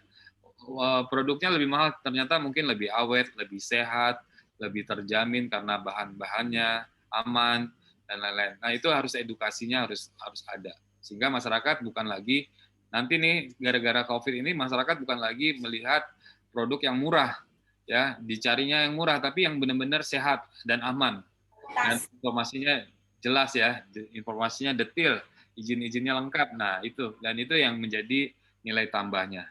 Itu Bu Anggi. Oke, terima kasih Pak Iim. Sama Bu Anggi. Oke, terima kasih Bu Anggi. Ini sudah ada pertanyaan di chat Pak Iim, tapi sebelumnya saya pengen minta Pak Sony dulu nih untuk merespon dari materi yang Pak Iim tadi sampaikan, atau ada yang ingin disampaikan Pak Sony, silakan Pak.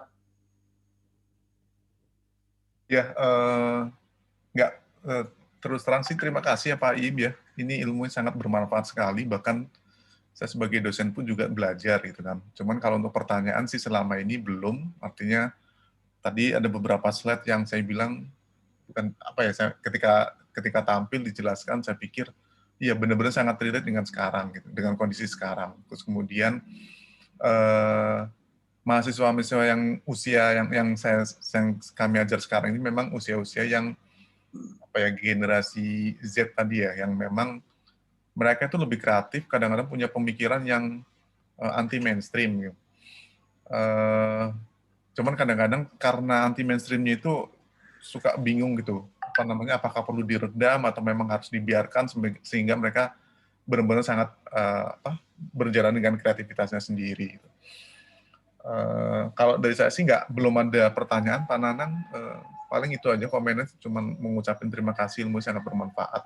Cuman saya menghimbau nih mahasiswa semuanya, terutama kelas saya ini jangan diem-diem saja, karena ini kesempatan bagus untuk bertanya langsung sama pakarnya, karena kesempatannya juga jarang-jarang ya.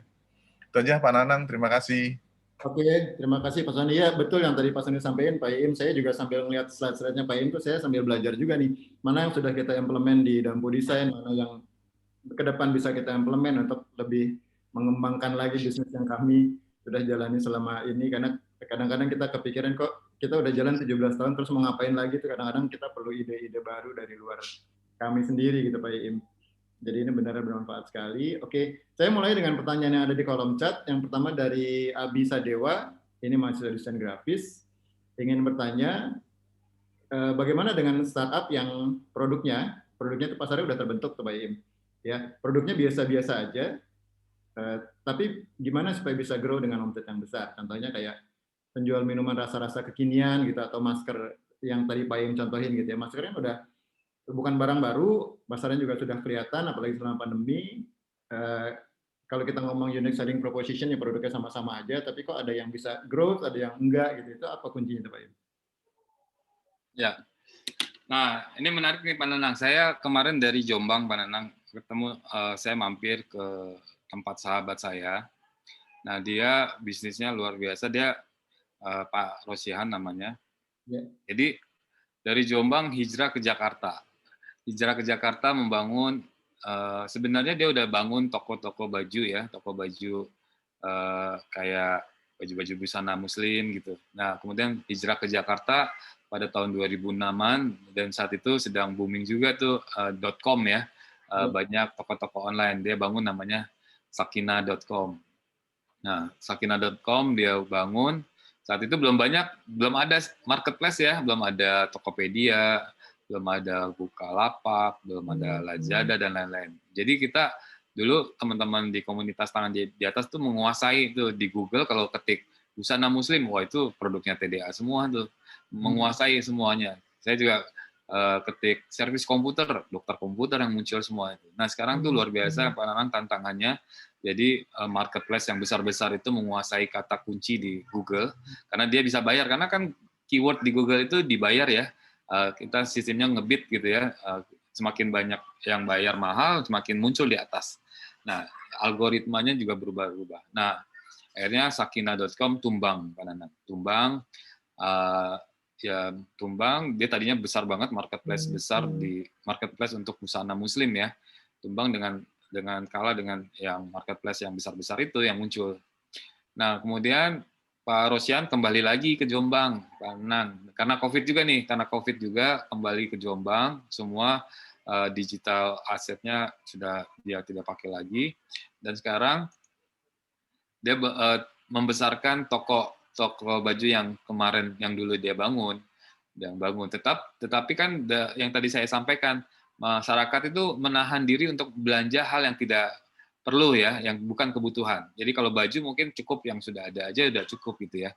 Nah sekarang ini akhirnya tokonya besar-besar, udah ada kalau nggak salah ada 3 toko di sana, Dan kemarin dia sampaikan dia beralih nih Pak Nana, beralih. Mau nggak mau harus melihat peluang inovasi yang ada. Di Jombang itu belum banyak minuman kekinian. Dan dia lihat di mana-mana di sosial media, di daerah-daerah minuman kekinian itu tumbuh ya. Kita lihat di mall-mall juga minuman kekinian juga tumbuh banget. Nah akhirnya dia ambil peluang itu teman-teman. Dia ambil peluang itu, dia bangun 1, akhirnya sekarang 4. Udah 4 punya sendiri di Jombang. Dan dari 4 kiosnya kecil-kecil ya, kalau minuman kekinian kan kiosnya kecil-kecil, boba ya, minuman boba. Kemarin saya juga nyobain minumannya. Jadi dia bilang dari 4 kios ini, 4 kios kecil yang dijaga cuma 2 orang, omsetnya keuntungannya udah bisa menghidupi 3 toko baju yang besar-besar. Jadi toko baju yang besar-besar itu dihidupi oleh minuman boba. Jadi saya kaget juga ternyata minuman boba itu malah menjadi penolong buat dia. Nah ini teman-teman, jadi kuncinya adalah inovasi ya. Kita inovasi, tidak bisa juga ikut-ikutan, tiru-tiruan gitu, tapi yang berbeda. Dan sekarang apalagi kita semua beralih di sosial media, aktif di sosial media, memperkenalkan produk kita. Dan sekarang ini justru peluang teman-teman, peluang untuk bisa membesarkan bisnisnya untuk di-sharing di sosial media. Dan mungkin sekarang harga iklan di Google, di Facebook, di Instagram mungkin sedang murah nih karena pandemi ya. Pemain besar lagi menahan uangnya untuk membuang-buang uangnya di mana? Di iklan. Nah, teman-teman bisa pasang iklannya, tapi iklannya hanya cukup untuk misalnya kalau tokonya di Jombang ya iklannya hanya untuk di Jombang aja. Dan targetnya jelas tuh, targetnya anak umur sekian, misalnya yang suka minuman, yang apa gitu, karena kan bisa di tagging ya, bisa di mention maunya apa, sehingga nggak boros iklan kita di sosial media. Nah, akhirnya ternyata hasilnya luar biasa, Pak Nana. Jadi itu teman-teman harus pelajari tentang digital marketing, tentang pasang iklan di sosial media seperti apa. Itu Pak Nana, jadi kuncinya di inovasi dan kreativitas. Iya, oke. Jadi kalau saya bisa simpulkan, inovasi ini sebetulnya nggak terbatas di produk aja Pak Im ya. Kalau produknya, katakanlah tadi pertanyaannya Abi kan produknya biasa-biasa aja gitu, tapi mungkin channelnya bisa kita inovasi gitu ya.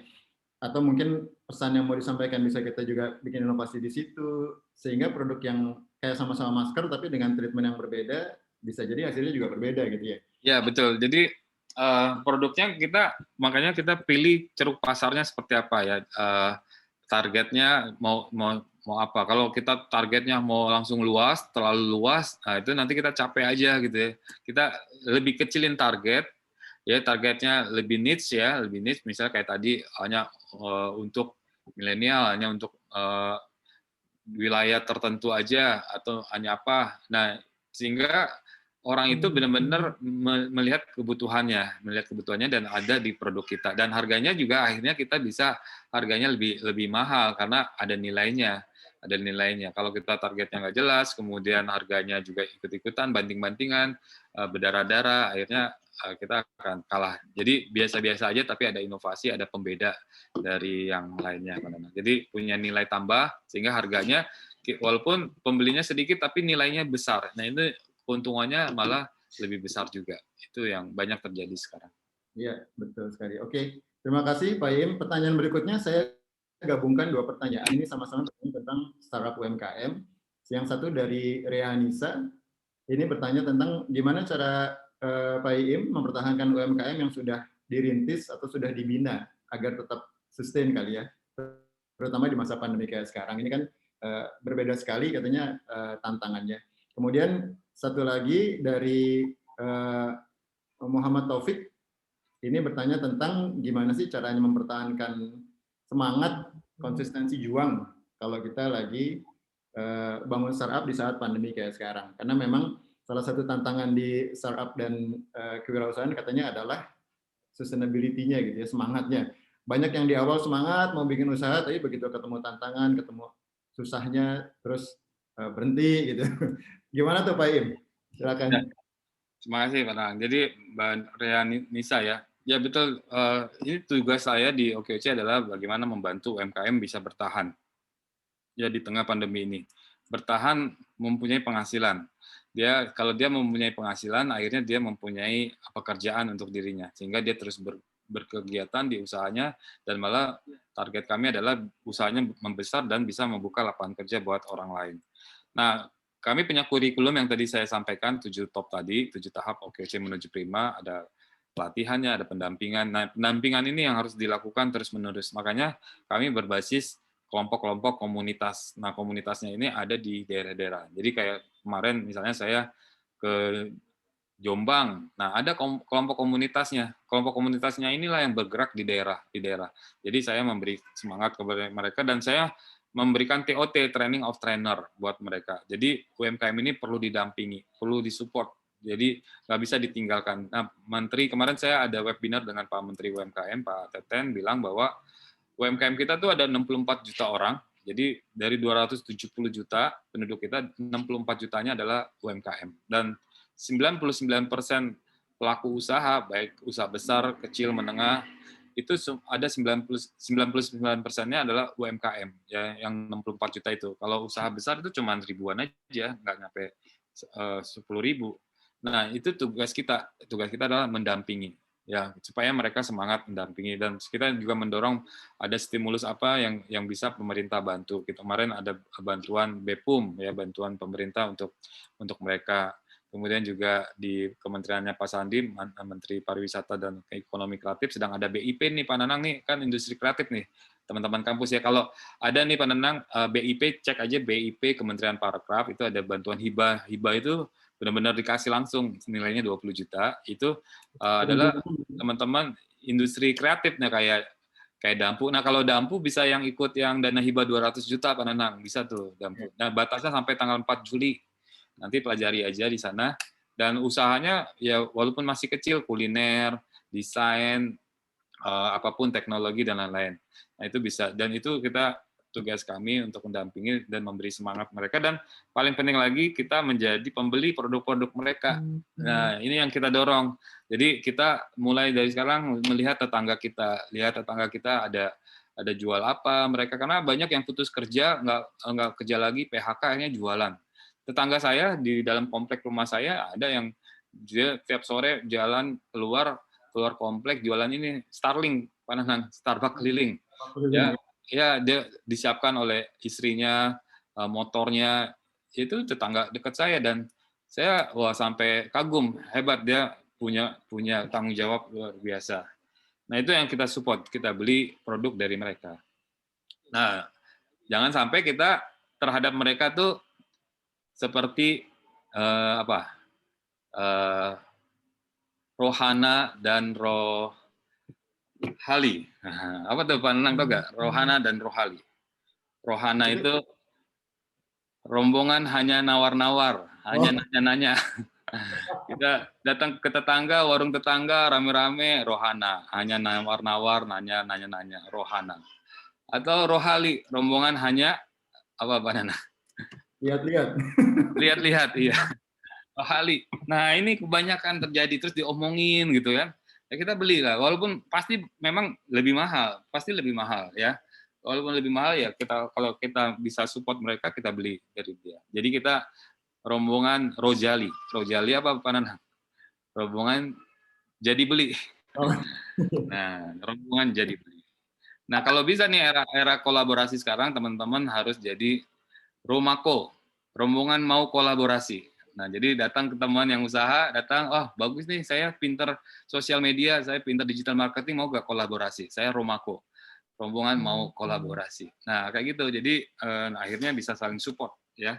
Nah, kemudian Mas Taufik apa Mas Taufan ini? Nah, semangat.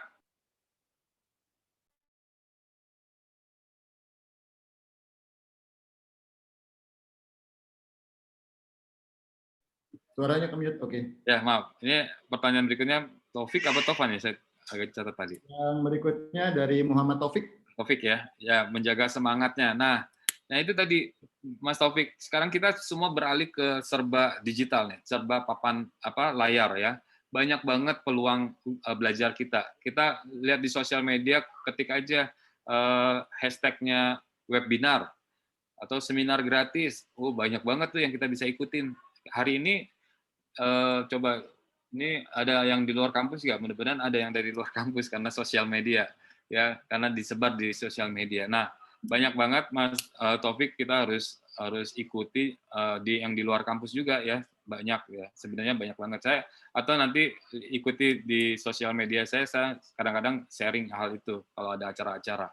Dan perlu punya mentor. Nah, Pak Nanang, Pak Sony itu adalah para mentor. Ya, saya juga banyak belajar dari Pak Nanang, Pak Sony. Jadi teman-teman yang punya usaha itu yang penting adalah mentor. Mentor itu adalah orang yang punya pengalaman di bisnis yang kita sedang jalani. Ya, misalnya kita sedang bisnis desain grafis, makanya tadi saya bilang Pak Nanang harus jadi mentor anak saya nih, karena pengalaman Pak Nanang di bidang tersebut gitu ya. Saya bisnisnya bidang pendidikan, boleh siapa yang mau punya produknya bidang pendidikan, jasa pendidikan, saya punya sekolah ada 7 cabang, nah boleh ikut saya jadi mentornya. Dan gabung di komunitas, ya komunitas ini kadang akhirnya ketemu nih silaturahmi kita, ya organisasi usaha, ya minimal komunitas yang sejenis ya, ada asosiasi atau apapun, sehingga kita banyak pencerahan dari mereka, ya gabung di grup-grup sosial media lainnya yang berhubungan dengan bisnis kita, akhirnya semangatnya terus terjaga. Itu yang penting. Jadi kalau kita udah punya ide, udah jalanin, terus malas jualan, terus akhirnya barang tersebut tinggal di gudang doang, terus kita sibuk sama yang lain, nggak fokus, karena kita nggak punya mentor, nggak punya komunitas yang membuat kita akhirnya terpacu gitu ya untuk bangun. Nah ini yang perlu teman-teman miliki. Gitu. Apalagi Pak Nanang bikin inkubasi di kelas-kelas, nah ini nanti akan ada energi gitu ya, ada energi saling kepengen berkompetisi dalam hal yang positif. Pak Nadiem juga bilang, saya kemarin dengar podcastnya Pak Nadiem Makarim, kenapa adanya kampus Merdeka dan Merdeka Belajar, karena mereka harus tahu di luar kampus itu seperti apa, dan mereka bebas untuk bisa belajar tambahan dari mata kuliah lainnya, sehingga mereka menambah ilmu, dan juga ada rasa kompetisi yang positif buat mereka. Nah, akhirnya saya setuju adanya itu, dan OKC juga berperan di sana. Itu Pak Nanang. Ya, terima kasih. Jadi intinya jangan sendirian, Pak Im ya. Iya, jangan sendirian. Nanti kita gampang down gitu kalau sendirian ya. Betul. Dan untuk tidak sendiri rasanya sekarang sudah jauh lebih mudah karena komunitas-komunitas bisnis, UMKM itu sudah banyak sekali di luar sana gitu ya, yang siap mendampingi dan membantu teman-teman yang sedang memulai startup-nya. Oke. Sebelum lanjut pertanyaan berikutnya, saya sampaikan pesan dari Bu Wiwi. Bu Wiwi izin untuk ada kegiatan berikutnya. Terima kasih Pak Im. Ya, selanjutnya. Terima kasih. Semoga berkenan untuk mengisi kegiatan selanjutnya jurusan TGP. Siap. Oke, terima kasih Bu Wiwi sudah hadir di acara ini. Sebelum lanjut pertanyaan di chat, ini ada beberapa yang sudah masuk lagi, banyak sekali yang ingin bertanya. Saya pengen mengundang audiens untuk on cam bertanya langsung ke Pak Iim. Silakan. Silakan open mic, terus bicara, perkenalkan diri, langsung sampaikan pertanyaannya. Teman-teman yang udah ngetik di chat juga boleh, yang belum terjawab bisa langsung ditanyakan.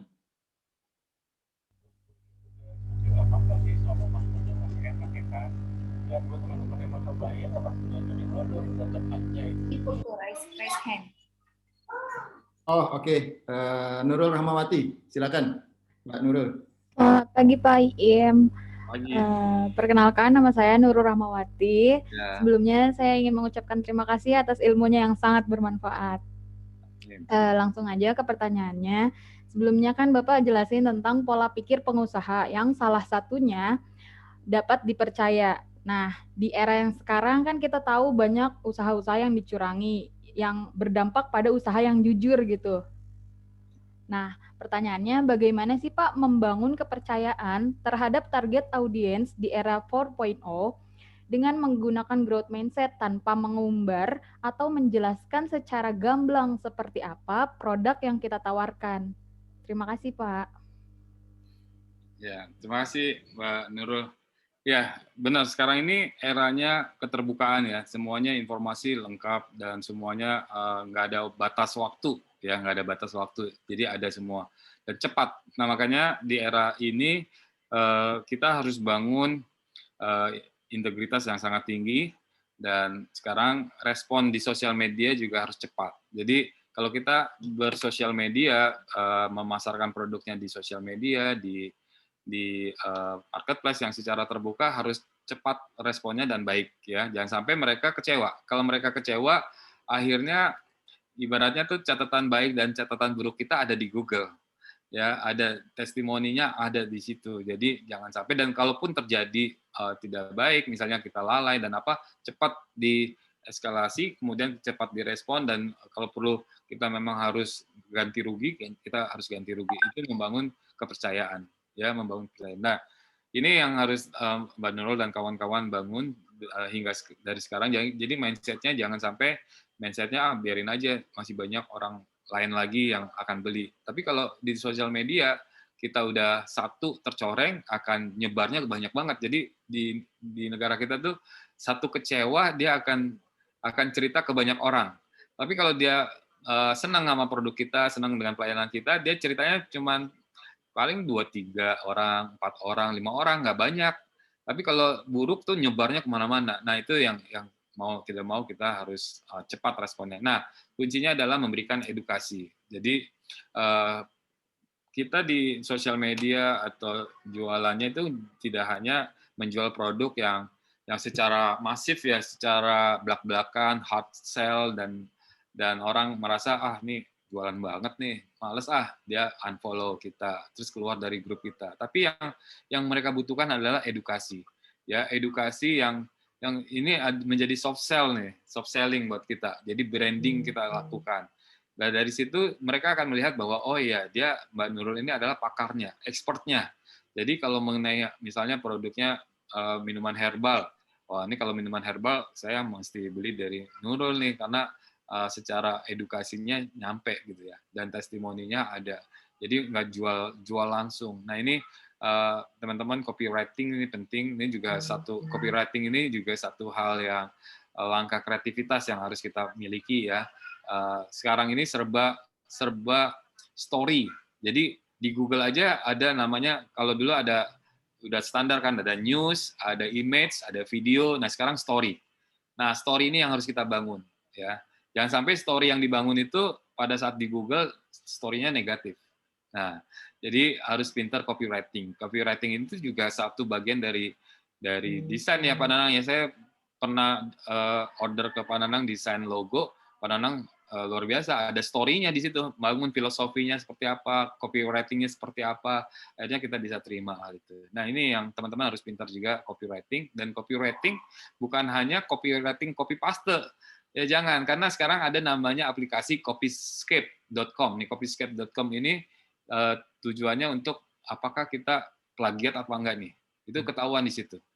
Ya plagiatnya sampai dikasih tahu ini plagiat dari website ini detail berapa persen plagiatnya. Nah, itu benar-benar teman-teman harus kreatif, punya kreativitas di situ, akhirnya integritas, kepercayaan konsumen akan terbangun. Itu Mbak Nurul ya. Oke, terima kasih Pak Iim. Ada lagi yang mau on cam, langsung tanya ke Pak Iim sebelum saya pindah lagi ke kolom chat untuk pertanyaan berikutnya. Baik Pak, saya mau lewat ini aja Pak. Silakan. Ya, selamat pagi. Assalamualaikum. Saya Tiara, izin bertanya. Seperti yang Bapak Iim sampaikan tadi, sekarang ini informasi kan berlimpah ya. Contohnya, dalam membuat konten untuk promosi produk di media sosial, ada banyak ide konten yang menarik dan sesuai. Namun efek lainnya terkadang hal ini membuat kita kebingungan dan stuck dalam memilih dan menentukan info yang akan dipakai. Solusinya apa ya Pak, agar kita dapat fokus dan tepat dalam memilih pada kasus ini? Terima kasih. Ya, terima kasih Mbak. Siapa tadi? Tiara. Ya? Tiara, Mbak Tiara. Okay. Ide konten ya, Mbak Tiara. Ya betul, sekarang ini eranya konten kreator ya. Dan konten kreator ini kemarin saya diskusi dengan kawan saya di Jombang, Pak Rosihan. Lokal konten kreator ini sangat peluangnya sangat besar sekali di era sekarang ini. Nah, ide konten ini ya tentu yang tadi yang saya selalu gaungkan adalah bagaimana konten kita menjadi solusi, ya solusi dari permasalahan yang ada. Jadi kita ya tadi ada 7 skill yang kita harus miliki, ya salah satunya ada tadi mengakses informasi. Jadi ide kontennya harus benar-benar berdasarkan mungkin hasil riset yang sudah ada, hasil penelitian yang sudah ada, kemudian juga jelas narasumbernya, apa sumbernya dari mana, itu harus jelas. Dan ujung-ujungnya adalah memberi solusi. Ya, nah itu yang selalu saya ingatkan. Solusinya apa? Kalau hanya sekedar hanya informasi aja, mungkin tidak sangat diminati. Nah, satu lagi di terakhirnya adalah ada namanya call to action. Call to action-nya apa? Jadi pada saat konten tersebut ujungnya adalah ada namanya call to action. Jadi yang dia akhirnya bertindak gitu. Bertindaknya, oh saya harus beli nih. Kalau nggak beli kayaknya sayang banget. Waktunya hanya terbatas. Oh saya harus beli karena produknya hanya dijual terbatas, hanya saat hari ini hanya 2 produk aja misalnya. Jadi call to action-nya harus jelas. Jadi ada konsep namanya AIDA. AIDA, A-nya itu attention. Jadi konten itu harus memperlihatkan kita attention-nya ke siapa. Nah, makanya pertama kali adalah kita punya targetnya harus jelas. Target ke customer-nya itu siapa? Yang mau kita sasar, yang mau kita tuju. Misalnya kita jual busana hijab untuk remaja, untuk milenial. Nah, biasanya hijab remaja ini kan kepengennya yang trendy. Jadi attention-nya langsung nih. Hey, kamu yang milenial berhijab, ya ini untuk kamu misalnya, itu attention. Jadi mengambil perhatian. Jadi pada saat baris pertama aja udah mengambil perhatian, kita udah langsung mau membaca semua brosur atau konten yang ada. Nah, kedua adalah AIDA, I-nya interest. Interest itu yang ketertarikan, ya, ketertarikan. Jadi kita kasih edukasinya masuk sehingga menarik nih apa yang disampaikan. Nah, nanti yang ketiga adalah desire. Desire itu mengundang rasa kepengen gitu ya, bergairah untuk membeli, untuk langsung action gitu. Nah, akhirnya ada di situ desire. Nah, baru A-nya adalah action, AIDA.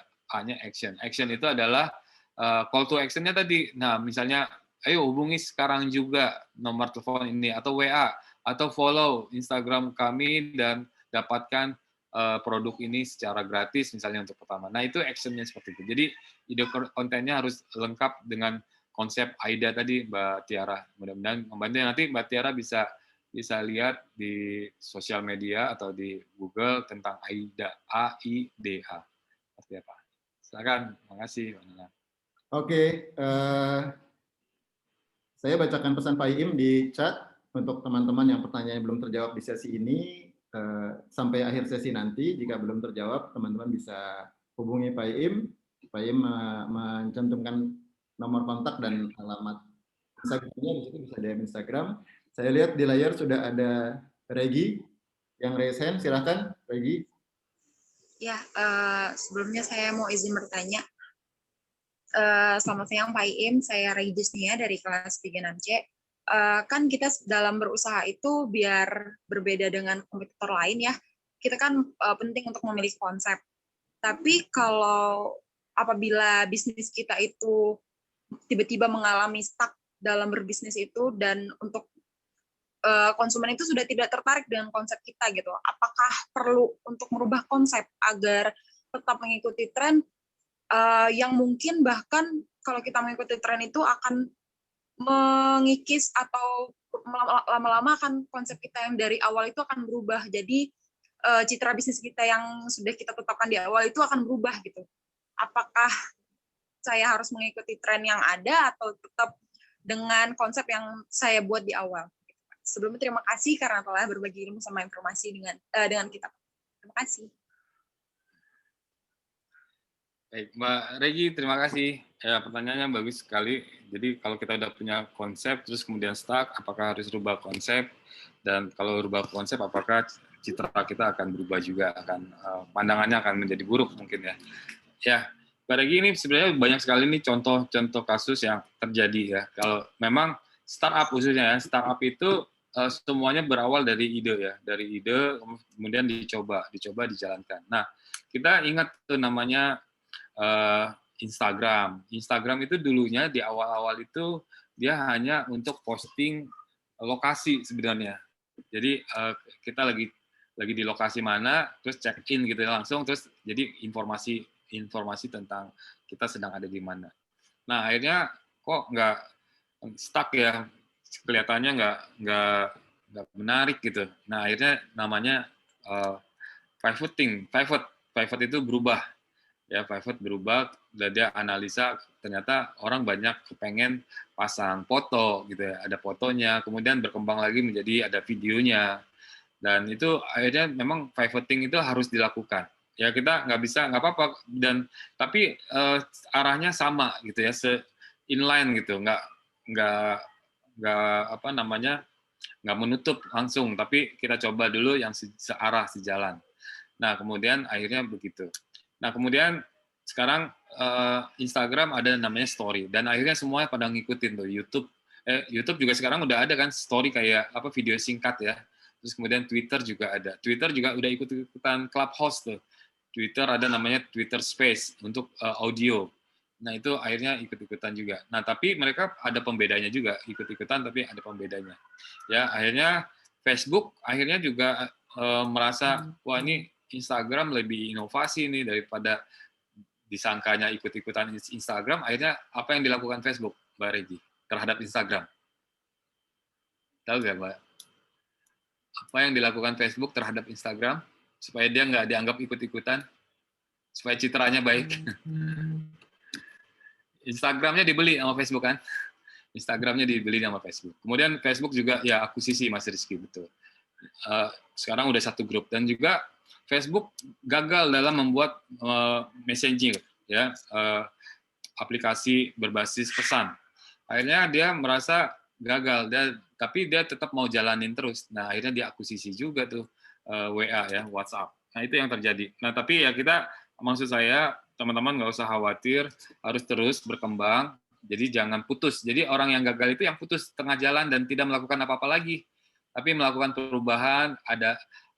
Kita dapat masukan, makanya perlu mentor, dan kita terbuka menerima masukan orang lain sehingga kita mau berubah, pivot ke yang lebih baik lagi. Dan jadi nggak ada masalah, Mbak Regi. Kalau memang perlu ibaratnya di kill nih, bisnis yang udah nggak bagus ya harus ditutup sama sekali, boleh juga, nggak apa-apa. Jadi mungkin kita punya fokus yang lainnya lagi itu. Jadi kayak Airbnb itu dulunya bisnisnya adalah bisnis untuk apa ya, dia untuk cari sarapan kalau katanya ya, Airbnb kan gitu. Nah, akhirnya dia lebih besar lagi sekarang, aplikasi yang sangat besar dan punya hotel yang nggak dia miliki. Hotelnya banyak tapi bukan dia yang miliki hotelnya, dan itu yang terjadi di Airbnb. Banyak lagi, Mbak Regi, contohnya yang ada. Itu Pak Nanang, makasih.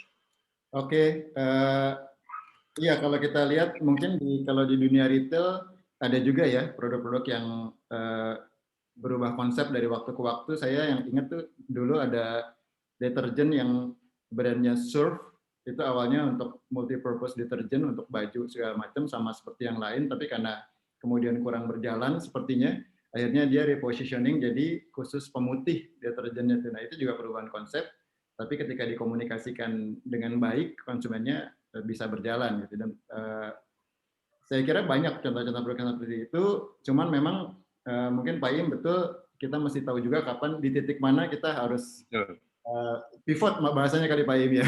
Kita berubah bisnisnya kemana, atau kita mau hanya sekedar berubah konsep untuk kemudian menggarap potensi baru dari konsep yang baru gitu Pak Im ya.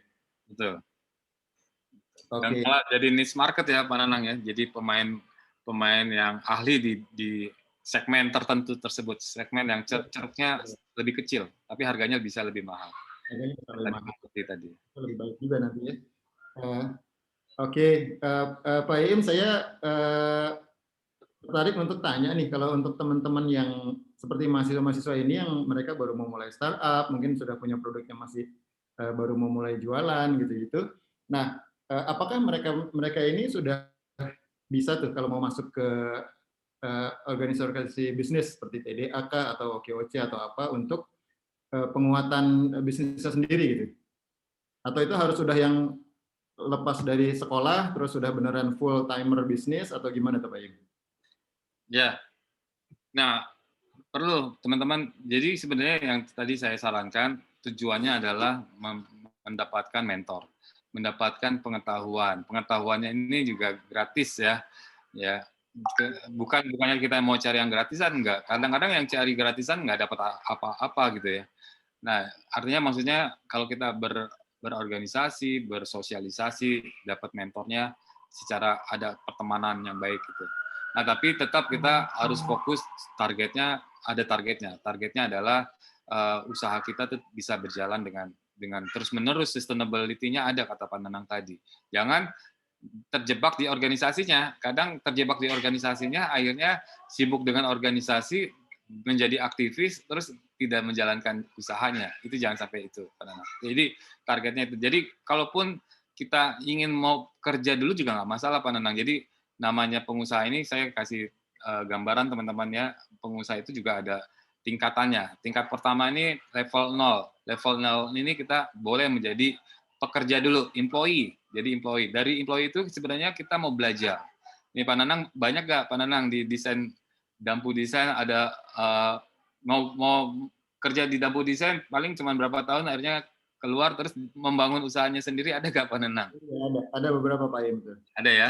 Nah tujuannya itu dia mau belajar ya, dan Pak Nanang baik jadi mentor, otomatis si bosnya itu jadi mentornya dia gitu, dan malah digaji malah ya Pak Nanang. Nah jadi employee. Nah yang kedua adalah naik di level 1 menjadi self-employed. Jadi CEO tadi, Chief Everything Officer. Jadi kerja bakti sendiri nih. Pak Nanang juga gitu kan, Pak Tani semua ngedesain sendiri, ada orderan, cari orderan, presentasi sendiri, semuanya dilakukan sendirian. Ya, semua sekarang ini banyak yang terjadi di rumah-rumah. Makanya ada SOHO, small office, home office. Nah, sendiri. Nah, itu harus dilakukan. Nah, baru naik ke level kedua adalah jadi manajer. Dia udah mulai 1 orang karyawan, punya karyawan 1, akhirnya dia bisa mendelegasikan hal-hal yang rutinitas, sehingga dia lebih mikirin strategi usahanya. Nah, nomor berapa Pak Nanang? 1, 2, 3 ya? Iya. 3. Jadi 3 ini, ya 1 itu employee, kedua self-employed, kedua adalah 0 ya, dari 0 employee, ke 1 self-employed, ke 2 adalah manager, ketiga jadi CEO, jadi direkturnya, jadi pemilik bisnisnya. Jadi kita udah mulai punya anak buah banyak gitu ya, ada manajer pemasaran, manajer keuangan. Nah, ini akhirnya kita bikin SOP-nya bagus gitu ya. Pekerjaan dijalankan dengan SOP yang ada. Juklak yang ada, kita jadi helikopter view tapi masih di dalam pekerjaan itu. Nah, nanti baru naik ke berikutnya jadi investor. Jadi bisnisnya udah jalan, jadi usaha kita udah mulai beralih ke bisnis yang lain, tapi dari hasil usaha yang sudah ada. Jadi investasi lagi ke bisnis yang lainnya boleh. Nah, baru yang terakhir ada jadi benar-benar entrepreneur. Jadi entrepreneur itu seperti konglomerat tuh, kayak Pak Sandi Uno, kayak Pak Hairul Tanjung. Dia berbasiskan paper asset. Ya, paper asset itu ya surat-surat berharga kayak saham, ya properti kan sertifikat gitu ya, dan macam-macam. Nah, teman-teman harus melalui itu. Jadi melalui jadi karyawan dulu nggak apa-apa juga, belajar di sana. Saya juga melalui semua tingkatan itu. Itu Pak Nanang dari saya. Oke, kita sudah menjelang akhir. Saya ingin mengundang salah satu Bapak atau Ibu dosen yang hadir di seminar ini, kuliah umum ini, untuk menyampaikan sesuatu. Tadi Bu Anggi sudah, Pak Sony sudah, saya lihat ada beberapa dosen yang lain, silakan. Yang on cam ada Bu Susi, ada juga Bu Tia, silakan Bapak Ibu yang ingin langsung berdiskusi dengan Pak Im. Terima kasih Pak Nanang. Ya, Bu Susi silakan. Waduh, langsung ditodong nih. Mumpung baru bisa berhenti on cam, langsung ditodong. Selamat siang Mas Iim. Siang Bu Susi. Salam kenal kembali, dulu pernah ketemu offline di TGP tahun berapa itu ya Pak ya? Oh iya. Iya. Sangat menarik, dari tadi saya menyimak gitu ya. Semua boleh dibilang ini adalah strategi-strategi yang pragmatis buat teman-teman atau adik-adik mahasiswa memulai gitu. Ya saya sih berterima kasih sekali. Cuma saya juga mau nanya, nitip ada pertanyaan dari keponakan ini, Mas Iim. Boleh Bu Susi, silakan. Jadi kan kalau terkait dengan wirausaha tadi ya, startup kan memulai sesuatu yang memang sekarang lagi viral tuh kayaknya oke banget gitu. Tapi kan yang viral, yang hype itu akhirnya akan decline juga gitu. Ada saatnya decline gitu ya. Nah, kalau misalnya sekarang kita lagi pegang bisnis A, itu misalnya ini deh, kue Korea gitu kan lagi hype tuh sekarang. Terus ketika itu nanti sudah mulai meredup, saran Mas Iim gimana? Apakah kita tetap di situ dengan mengembangkan strategi lain, entah mungkin pemasarannya, entah mungkin strategi produknya, entah apanya, atau kita kemudian beralih aja ke bisnis lain yang mungkin kita menemukan lagi sesuatu itu lebih menjanjikan. Itu aja sih. Oke. Terima kasih sebelumnya. Terima kasih Bu Susi. Saya langsung jawab ya Pak Nanang. Ya, menarik Bu Susi. Jadi kue Korea misalnya, ide kue Korea ini sangat bagus. Kemarin saya juga lihat di jalanan ada kaki lima jual Korean food street. Wah, ternyata antri, ya antri. Padahal kaki lima. Dan itu menarik. Dan sekali lagi gini Bu Susi. Jadi seperti yang tadi Pak Nanang, pasti ada satu titik kita harus pivot ke apa yang lebih baik atau memang mengembangkan produknya. Kalau kita mau tetap fokus sama biar orang melihat kita sebagai terkenal sebagai ahlinya kulineran Korea. Tapi ya mau nggak mau kita harus terus di sana, tapi berinovasi nanti pelan-pelan yang sudah usang digantikan dengan yang baru karena ada perkembangan baru lagi. Nah itu Bu Susi, jadi perlu terus lakukan riset. Makanya kalau di perusahaan-perusahaan itu ada badan risetnya ya, ada lembaga risetnya, tujuannya untuk supaya bisnis tetap tetap ada terus. Nah satu lagi sebenarnya perlu teman-teman tahu, makanya tadi saya sampaikan tingkatan pengusaha nih. Jadi di tingkat setelah kita sebagai pengusaha, sebagai pemilik bisnis, itu kan naik ke tingkat keempat adalah investor, tingkat kelima adalah entrepreneur. Nah, sebenarnya nantinya kita ujung-ujungnya ke tingkat terakhir entrepreneur. Entrepreneur itu mainnya di paper asset. Jadi yang kita lakukan bukan lagi berbisnis menjual produk, Bu Susi. Jadi jangan kita ke depannya jualan terus produk ya, jualan mie ayam, terus saya ketemu kalau di daerah Pak udah berapa lama mie ayam, saya dengan bangga 20 tahun ya. 20 tahun, 30 tahun. Cabangnya di mana Pak? Ini aja saya nggak buka cabang. Sampai ditulis tidak buka cabang, tempat lain gitu. 20 tahun, 30 tahun dan anaknya mana Pak? Anaknya enggak, anak saya udah kerja nggak mau ikutan. Nah, akhirnya kita terjebak terhadap membuka lapangan kerja untuk diri kita terus-menerus gitu ya. Akhirnya itu yang terjadi. Nah, sebenarnya ada namanya exit strategi. Jadi kalau pebisnis itu ada exit strateginya. Exit strateginya apa? Kita harus menjual bisnisnya, bukan jual produk. Jangan terjebak jual produk gitu. Jadi jual produk mungkin 2-3 tahun, tapi udah mikirin nih jual bisnisnya apa. Kayak bayangin Kolonel Sanders, papa tua ya, tentara milik KFC, udah jenggotan putih, udah tua deh. Nah, kalau bayangin kalau dia terus-terusan masak ayam goreng, Bu Susi, mungkin sampai dia meninggal dan ada di Kentucky doang, di satu kota Kentucky doang. Tapi yang dia lakukan adalah menawarkan kemitraan, cabang-cabang. Akhirnya yang dijual adalah paper asset tadi, yang dijual adalah boleh dibuka cabang lain, jual franchise-nya dan lain-lain. Orang Indonesia datang ke sana, di mana Indonesia? Ayo, boleh. Dia cuma 2 kata.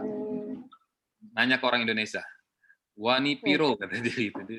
Jadi yang dijual adalah bisnisnya Bu Susi. Jadi nah itu harus jadi teman-teman mulai bagus nih punya ide, punya startup kira-kira kedepannya itu bisnisnya itu bisa di scale up-nya sampai mana. Dan nantinya ujung-ujungnya apakah bisnis kita bisa dijual, bukan kita jualan bisnisnya. Apa jualan produk di sini, bukan jualan apa namanya tahu goreng terus, tapi yang dijual adalah bagaimana melipat gandain nih mobil tahu goreng yang bulat itu ada di mana-mana. Itu yang dipikirkan. Nah, itu namanya jual bisnisnya. Itu Bu Susi. Iya, terima kasih banyak Mas Iim. Oke, terima kasih Pak Iim. Iya, makasih. Sampai di jam 12, itu tandanya saya harus sudahi sesi ini.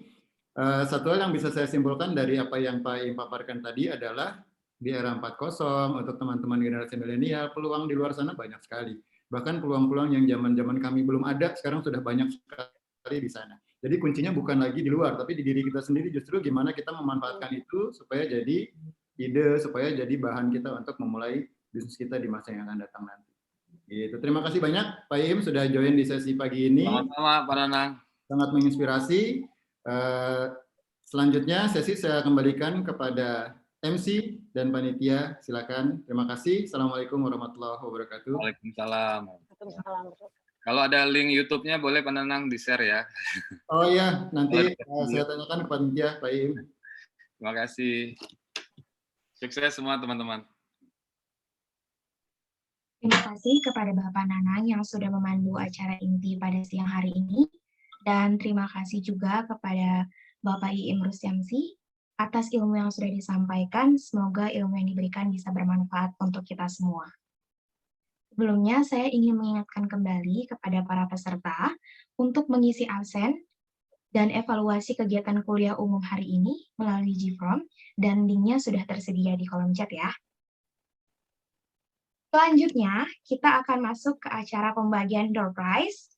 Sebelumnya, saya ingin mengucapkan terima kasih untuk para peserta yang sudah memberikan pertanyaan pada sesi tanya jawab sebelumnya, dan panitia juga sudah memilih pemenang door prize pada acara kuliah umum hari ini, sesuai yang tadi sudah saya sebutkan, yaitu berdasarkan penanya terbaik pada saat sesi tanya jawab. Langsung saja ya, saya bacakan 3 orang pemenang door prize pada acara kuliah umum hari ini adalah yang pertama, Nurul Rahmawati, yang kedua, Regi Jusnia, yang ketiga, Abi Sadewa. Selamat kepada para pemenang, dan jangan lupa setelah selesai acara ini untuk segera menghubungi narasumber kita, yaitu Ibu Anggi Anggarini, untuk keterangan lebih lanjut. Selamat. Baiklah, ternyata sudah tidak terasa kita sudah memasuki acara yang terakhir, yaitu penutup. Mari kita tutup acara pada siang hari ini dengan membaca hamdalah bersama, dan yang lain menyesuaikan. Alhamdulillahirabbil alamin. Alhamdulillah. Ada foto bersama nggak, Sidap? Tadi sudah, Ibu. Oh ya, lagi nggak ya pas penutup nggak? Baiklah. Terima kasih Pak Iim, Pak Nanang, Bu Anggi, Bu Tias, Bu Dita, dan lain-lain. Sekali lagi saya ucapkan terima kasih banyak kepada semua yang sudah hadir dalam acara kuliah umum hari ini. Saya selaku MC pamit undur diri dan mohon maaf atas segala ketidaksengajaan maupun kesalahan yang terjadi, dan sampai berjumpa kembali di acara kuliah umum selanjutnya. Wassalamualaikum warahmatullahi wabarakatuh. Terima kasih semuanya. Waalaikumsalam. Waalaikumsalam. Makasih Pak. Terima kasih Pak Nanang. Terima kasih.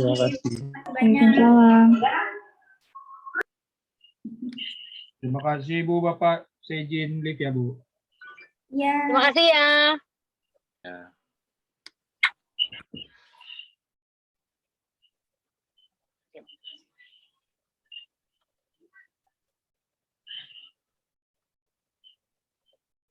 Jangan lupa isi surveinya ya. Baik Bu Anggi. Bu Anggi apa kabar Bu Anggi? Aduh Bu Susi. Sibuk banget nih kayaknya orang ngirim mulu ya. Oh, tadi itu biasa ngurusin sekolah anak-anak. Oh iya. Tadi ke sekolahan, kan udah mulai liburan ya. Bukan liburan sih, selesai ujian apa segala macam. Oh iya ya. Oke, sukses selalu. Sampai ketemu di kuliah umum bulan depan. Infografis. Jadi? Oh ya, benar-benar. Oke. Aku izin live ya. Ya. Assalamualaikum. Waalaikumsalam.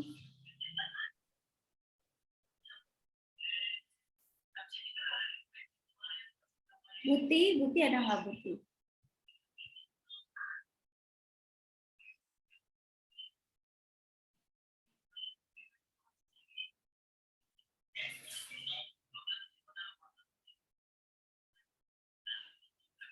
Kenapa Suko?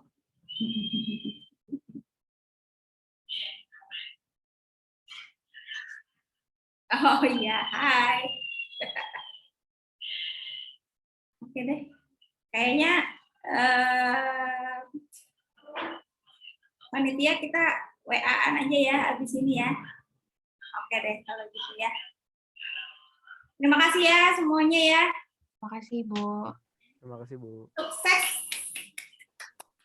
Terima kasih semuanya. Mantap. Iya. Saya bacain itu dulu hasil survei.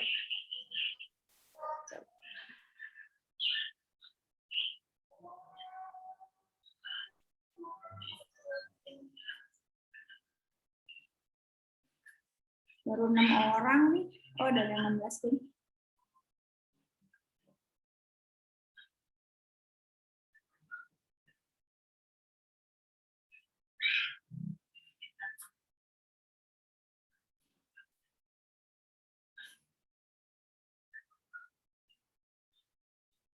Katanya minta speaker yang seumuran.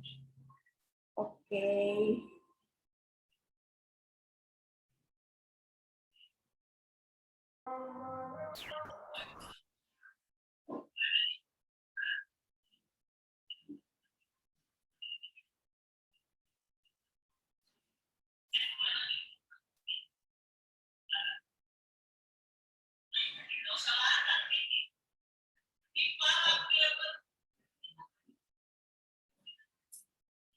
Yudita, Butias nggak ada ya? Iya ya, Butias tadi kayaknya sempat ada ya. Iya ya. Jadi menghilang. Apa ikut leave? Kan sih emang katanya sambil mendua katanya. Oh. Kita perlu ada evaluasi gitu nggak? Kayaknya yang mau dievaluasi apa? Kayaknya udah berjalan dengan lancar ya sejauh ini. Lancar. Udah certified lah panitianya mah. Mantap. Ya udah deh kalau gitu ya. Kita live aja ya dari sini ya. Terima kasih ya semuanya. Terima kasih semuanya. Terima kasih juga, Bu. Selamat melanjutkan kuliahnya ya untuk panitia. Oh iya. Oke, saya live ya. Dadah. Dadah.